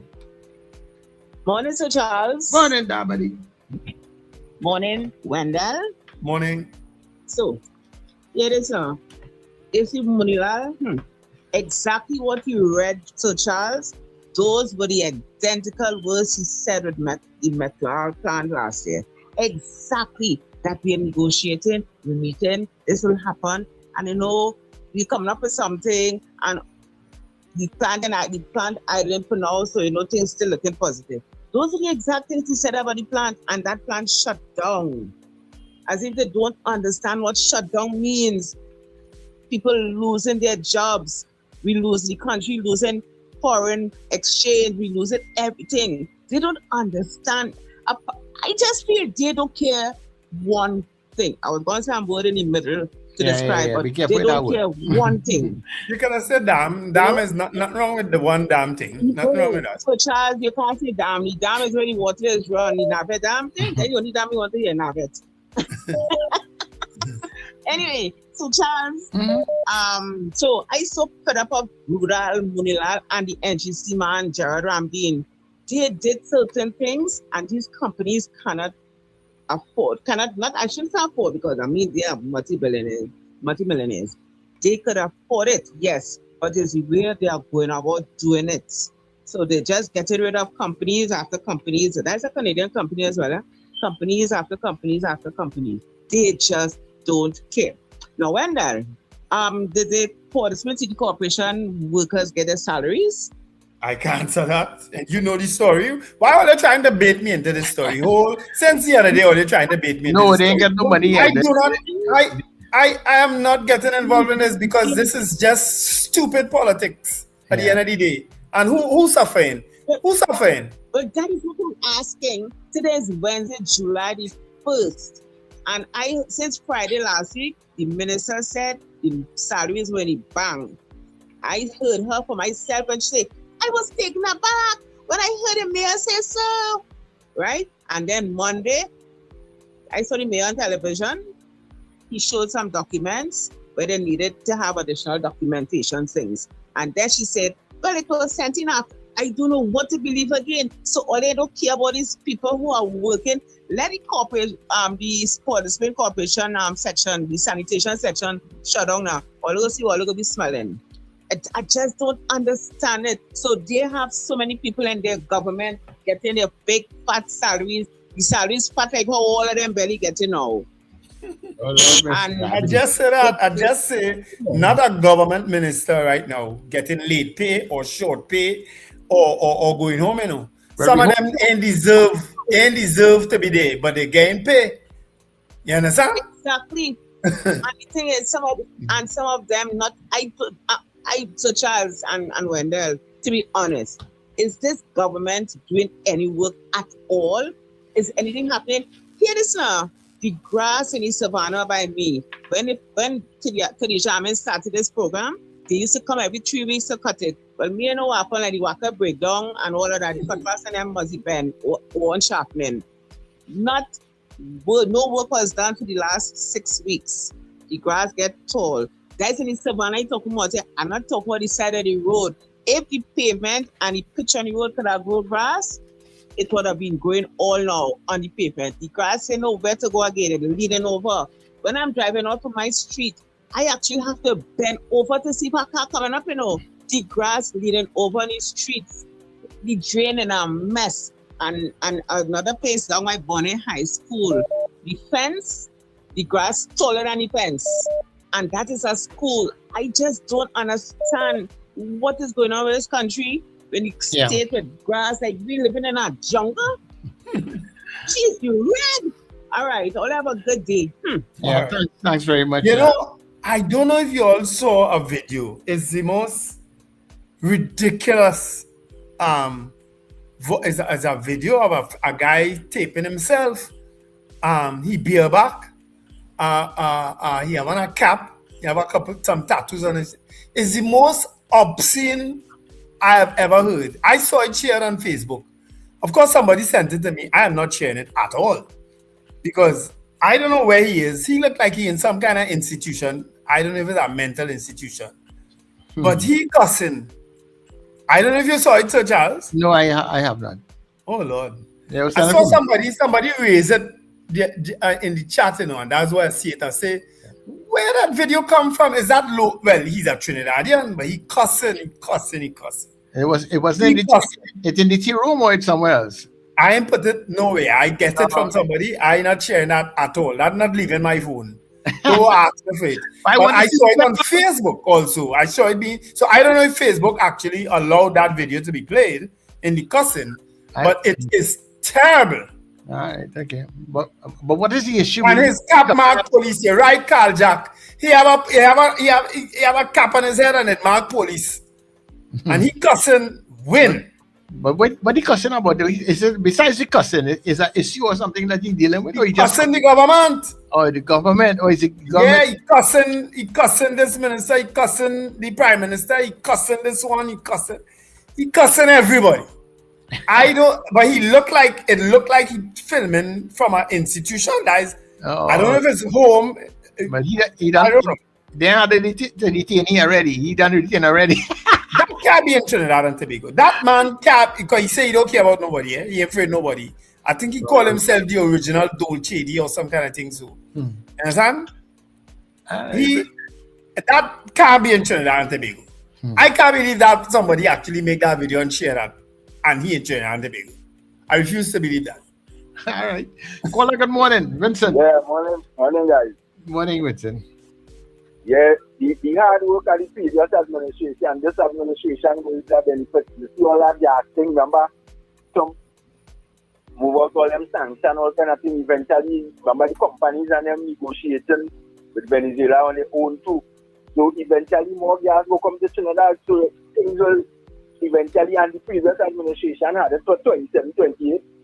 So this government will reap all that benefit and going to put all the things and the nutrient, nutrient methanex They had the gas, but the price for Methanex don't want to pay the price for ABC charges right now. So all of that creating an issue. So they will be still talking and the government under pressure. And if the PNM was there, they would be under pressure same way in terms of revenue.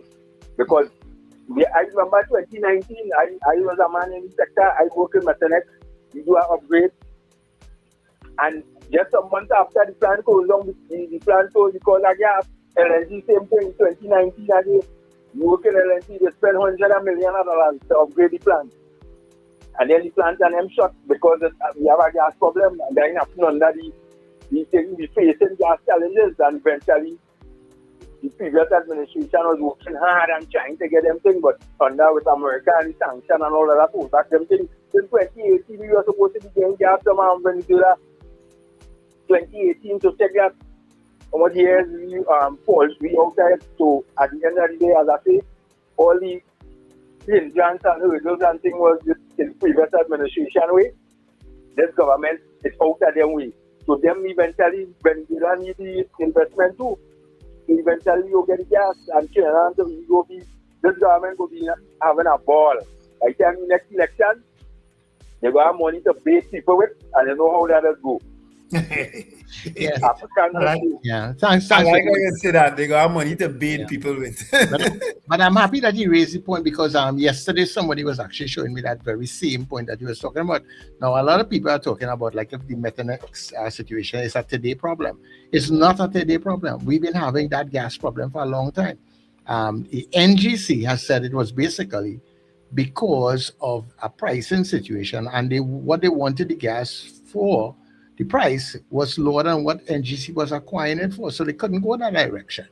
But you're right. It's not a today problem, and some people are behaving like if it's this government that has just created that problem. They did not create that problem because even under Dr. Rowley, we would have been. Remember, he was talking about 26, 27, some 27 or 28 or whatever is the case, and people was like, "What? So long we had to wait?" You know? Yeah. So it's not a new thing. Caller, good morning. Morning, gentlemen. You're correct, to Charles, but in the campaign, they were not telling people that. They were telling people that the government is lying and they have the ability to deal with the situation then, and they're not doing it. So for them, so hearing that no one coming forward, where they're saying the same things that Dr. Rowley and Mr. Young were telling us, is just disingenuous and dishonest. But here what I wanted people to drill down is the cumulative effects of the lack of infusion of forex, right? And the closure of the plants. Yeah, the job losses and things with the workers there directly, but the people around in the area, like when I talk about the closure of Petrotrin, that will have an effect on the immediate communities around. Landscapers, cleaners, other catering services, all them things driving to bring people to work and so on and things, right? But you know what is the immediate impact that people will feel? Social welfare, gentlemen. All the grants that people get every month that they take for granted. It might be small as we hear from some people, but disability grants, the pension, what we just call pension, but really the old age grant, right? All these things, home improvement, home repair, when your house burned down and things. These are how the lack of infusion into the economy will drill down. And that is what will make food cards, loading food cards and so on. These are the effects that these things. And these are things that were told to us during the run to the election that will happen if certain things don't take place. So for me, it's not just a question of it happened under the PNM, but there was a concerted effort to try and keep certain things flowing because the infusion of foreign exchange immediately into the economy, whether it's by taxation or by just the sales of these multinationals, of the products they make in the Trinidad and Tobago, that is the overall effect. And once that starts to happen, things like CDAP and things, because you already know such as that you have patients in many clinics, people get problems to get the normal medication from CDAP. They're being told to go outside and so on and so forth. So I want people to clue in on that as the months go ahead. So when you hear that certain things you're not getting and certain payments are come late, people understand how all these things are linked in our economy. It's not an abstract. Thanks for the opportunity, gentlemen. And I could say now, Mr. Sims, my team out, so I just watching the football. My team was humiliated Tuesday night, Dice Holland. So I just watching the football now, and I'm hoping that, like you gentlemen, it will be two black countries in the final. I'm against hope. Okay, no problem. Once Argentina don't make it anyway, I good. Argentina and USA. Once them two don't make it anyway, I good. Anybody else could reach anyway. That might be the World Cup final right, including Norway. I could see Norway in the final right now too, you know. That might be the World Cup final right there. Who? Argentina and USA? Yeah, I'm not certain. I'll tell you if Argentina win the World Cup, what I promised yes, and of course, for sure. Argentina will be waiting very much on you. So trust me, Monday morning, you gotta come to work don't come with a blazer, come with a blanket. Good morning, Ms. Diego Martin. Good morning, gentlemen. Well, this morning I want to commend the mayor of Port of Spain. I like how he revealed the procedure of when funds are released, how you deal with it. Khadija Amin tried to put politics and say he playing politics, but she's the one who playing politics. Because anybody who worked in a ministry and worked in a account department would know when funds are released, that funds is released, it goes to the bank. You don't go and get to spend that money the same day, right? And I'm sure she knows that, right? If she don't know that, she has no right to be a minister. So that political spin Khadija Amin tried to put on Mayor Allen, Mr. Mayor, well done. Go to the head of the class. I like how you handle it like a boss. Let Khadija Amin take that with she none. Ms. Diego Martin, you have a way of just going overboard. I don't know what it is. I think it's nonsense she was going to see. But I'm hoping that's it's acceptable. yeah, you know. Yeah. What the mayor did last, he should have done first. Because when that thing came up, I said, what a bad timing when people watching all this money spending in the city of Port of Spain. Bad timing. But, you know, and it just mushroomed after that. But what he did last there in presenting the facts, the paperwork, the actual documentation, he should have done it first. That argument would have done a long time. But so it is because I remember I was seeing something yesterday where her argument was that they did not the corporation did not submit some papers that they were supposed to submit on time. So he's saying that they did submit it on time. That is what is happening? Yes. Okay. Yes, that's what he's saying. He showed evidence, last night, I think, of it being presented since in April and so on. And he should have done that from the beginning and said, listen, there's the case.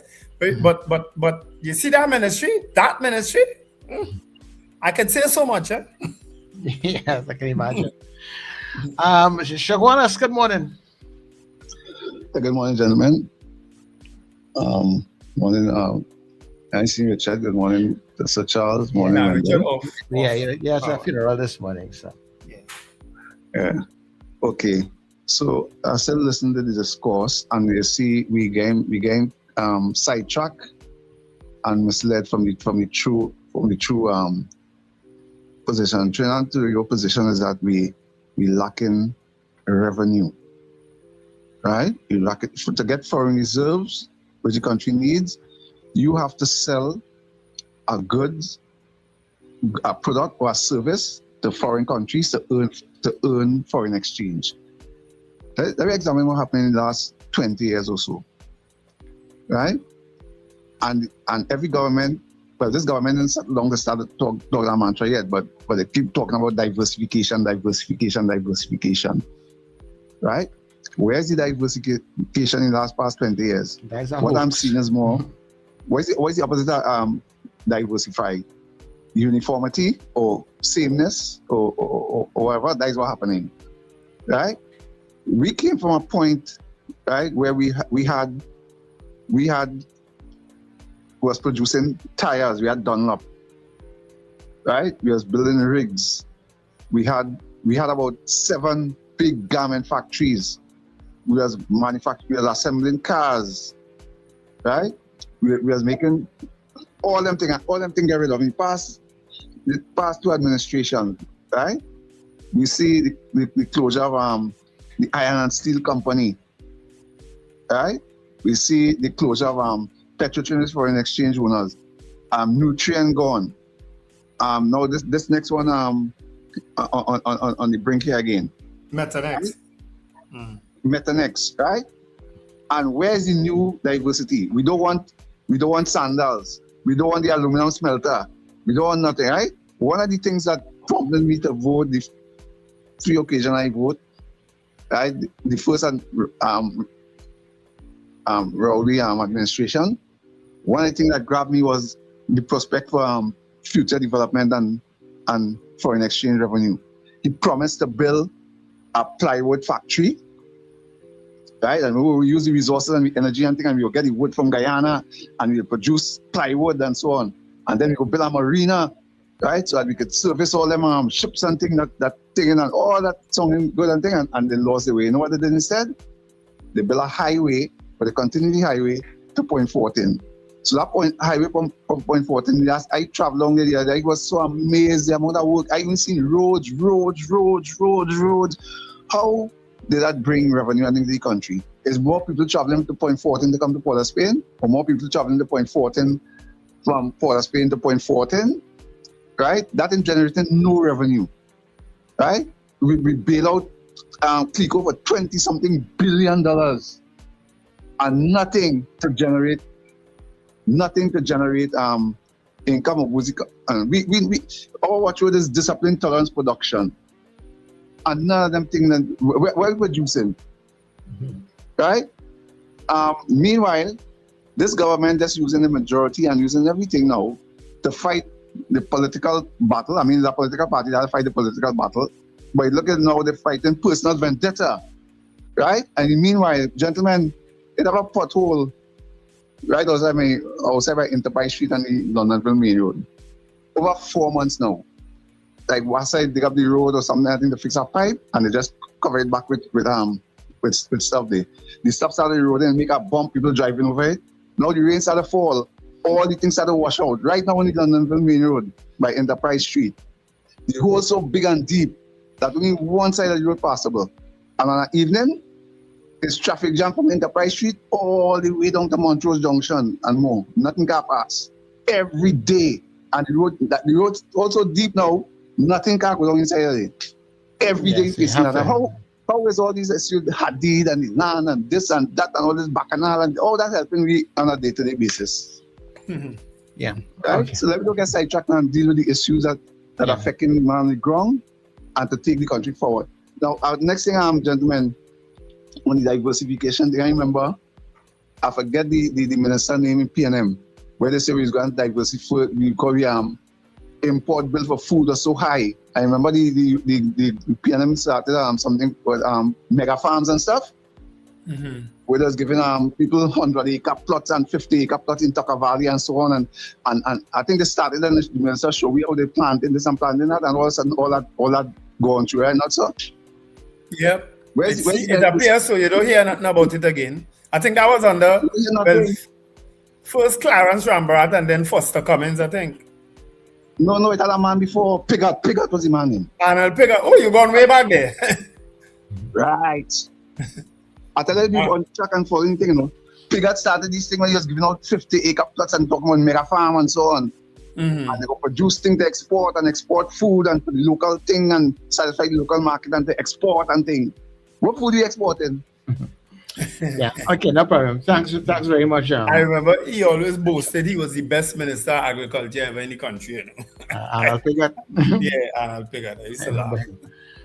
Front and center. Good morning. Land and plane. Good morning. Front and center, Norfolk, Virginia. Behave yourself. Yeah. Just tell Bosnia that they plane it on the tarmac. Let us know if they warm up the engines when they're ready to go home. Bosnia. Anyway, you know what, man? I don't know. I don't think people see this current situation we're talking about, the powder keg.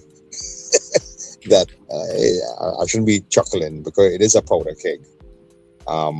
That you're sitting on right now with this current situation.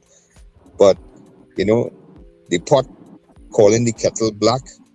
I mean, Trinidad is such a closed, when I say close society, not close like North Korea, but close in the sense that everybody have somebody separated by what the old scientific saying, 6 degrees of separation. You know what I'm saying? And that, you know, it was you, Sir Charles, even, well, Wendell, it was you and me for that matter, right? Hey, guess what? And something like this is going on, right? Well, I don't think we could have afford Faris to put, to represent us. So even the other law firm from the other side of the aisle, right? The representative from the other side of the aisle. But the thing is that I don't have much confidence that justice may be administered here, or that there might be a foul up somewhere, whether deliberate or not. I just don't have the confidence because there is no accountability. Let me show you something. I mean, without naming individual, you have an individual who went in jail, proven corruption charges, right?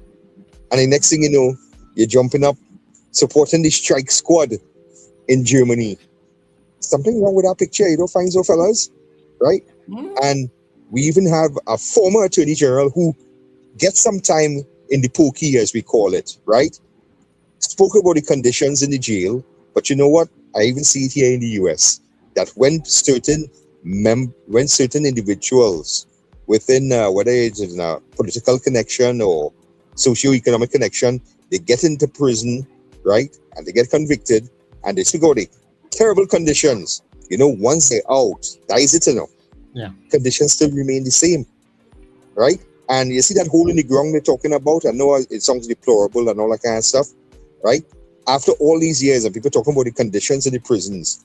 Now, I can understand why they're not putting regular toilet bowls in there, because you could definitely just break that. You have a real powerful weapon you can make out of it, right? But after all these years with those conditions in there, right? You don't think it's about time that we really do something about prison reform? I mean, it's really totally ridiculous, man. It really is. Yeah. Yeah, it really is, right? But you and know, then for a senior counsel to say they're appalled about the conditions, all this time, now you're talking about it? Nah, something wrong. Anyway, guys, see you all soon. Yeah, okay, no problem. Let me just take this final Well, call. that was a hop, skip, and jump in terms of a conversation. That is Talk about one thing, then he jumped another, then jumped another. It was almost borderline incoherent. That's normal for him. but you had to kind of say, is he talking about that now? Is he talking about this now?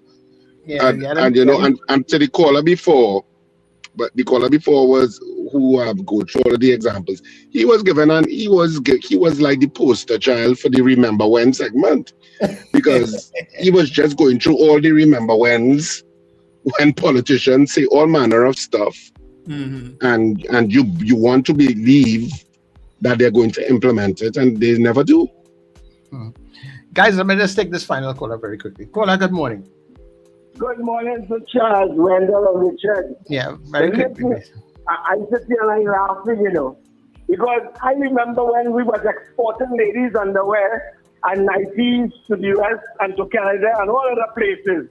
But yeah, what the PLM to shut it down. We export ladies' underwear from Trinidad?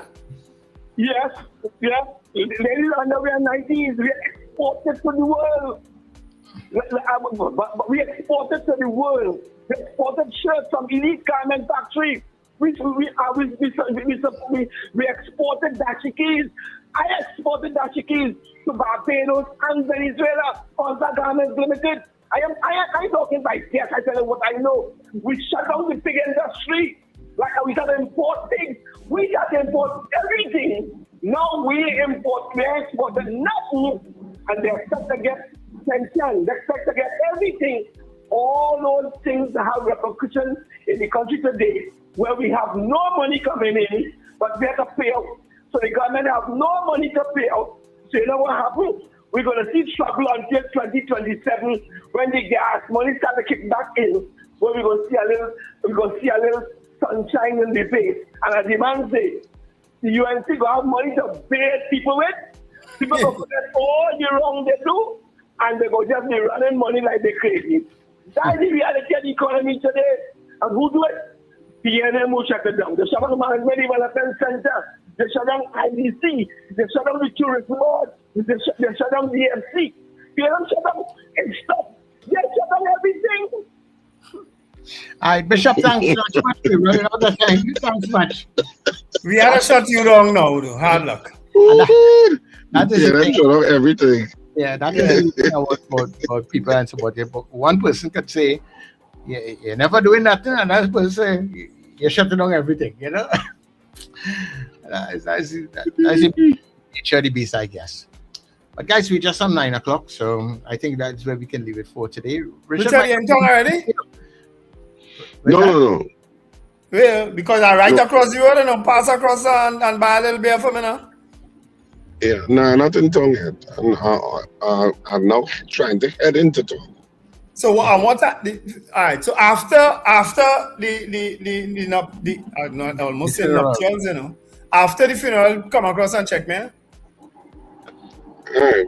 You can leave your car there and walk across. I ain't gonna let them lock the church gate with your vehicle inside. Or you can let your driver drop you off and go and park somewhere, right? Or not even driving yourself. Let the man park inside a car park now, man. You can come in the yard too and park. Yeah. Anyhow, my condolences. The church don't have parking. I think they have parking. Plenty. But after the service, they might want to lock up. Oh, you mean in that sense? Yeah, but probably not, because I mean, it's staunch Catholics coming to this service today. You know? These people who could buy the church. What if any big fish come in? Anyway, no, I'll be around. I'm around this morning for a while. I'm going to cut some grass and then come back in. Yeah. Anyhow, Richard, condolences to you and your family. Yeah. Yeah, man. Yeah. Thanks a lot. Right. And of course, you want anybody to come across and cry and wail and thing? No, thank you. We can get a professional crier. No, thank you. Well, then remind me to give you a joke about that tomorrow, right? We are out of time, but tomorrow I'll give you that. Remind me. All right. All right. So, of course, netradiott.com continues on the stream. And of course, you can also go to Net Radio Trinidad on TuneIn on your smart devices to listen to the excellent programming throughout the day. Scandal and Cedrus is on this weekend. We are finally back at Naparima Bowl on Saturday and Sunday. Saturday at 8:30, Sunday at 6:30. Tickets available at the Naparima Bowl box office, which opens from 12 noon to 6 p.m. every single day. And tickets are also available at K Squared Fashions in C3 Center. I know a lot of you all know that because tickets have been zooming there. And also at Fens of Marabella by the Roundabout, and the K Squared Fashions in Brentwood, Morden, Chagonas, for those of you in that area who are planning to come down to Naparima Bowl this weekend. And of course, last but not least, you can purchase tickets online at rsrrproductions.com. Easy pie when you go onto the website. You'll see how easy it is to purchase tickets. And people are already doing it. So have a fantastic day, whatever you do. It's midweek. Remember to smile and laugh. It's great for your health, and we'll speak to you bright and early tomorrow morning. We know you have a choice, and we're glad that you chose us. All right, folks, have a wonderful day. Remember to let go and let God. So you've been listening and watching The Breakfast Show.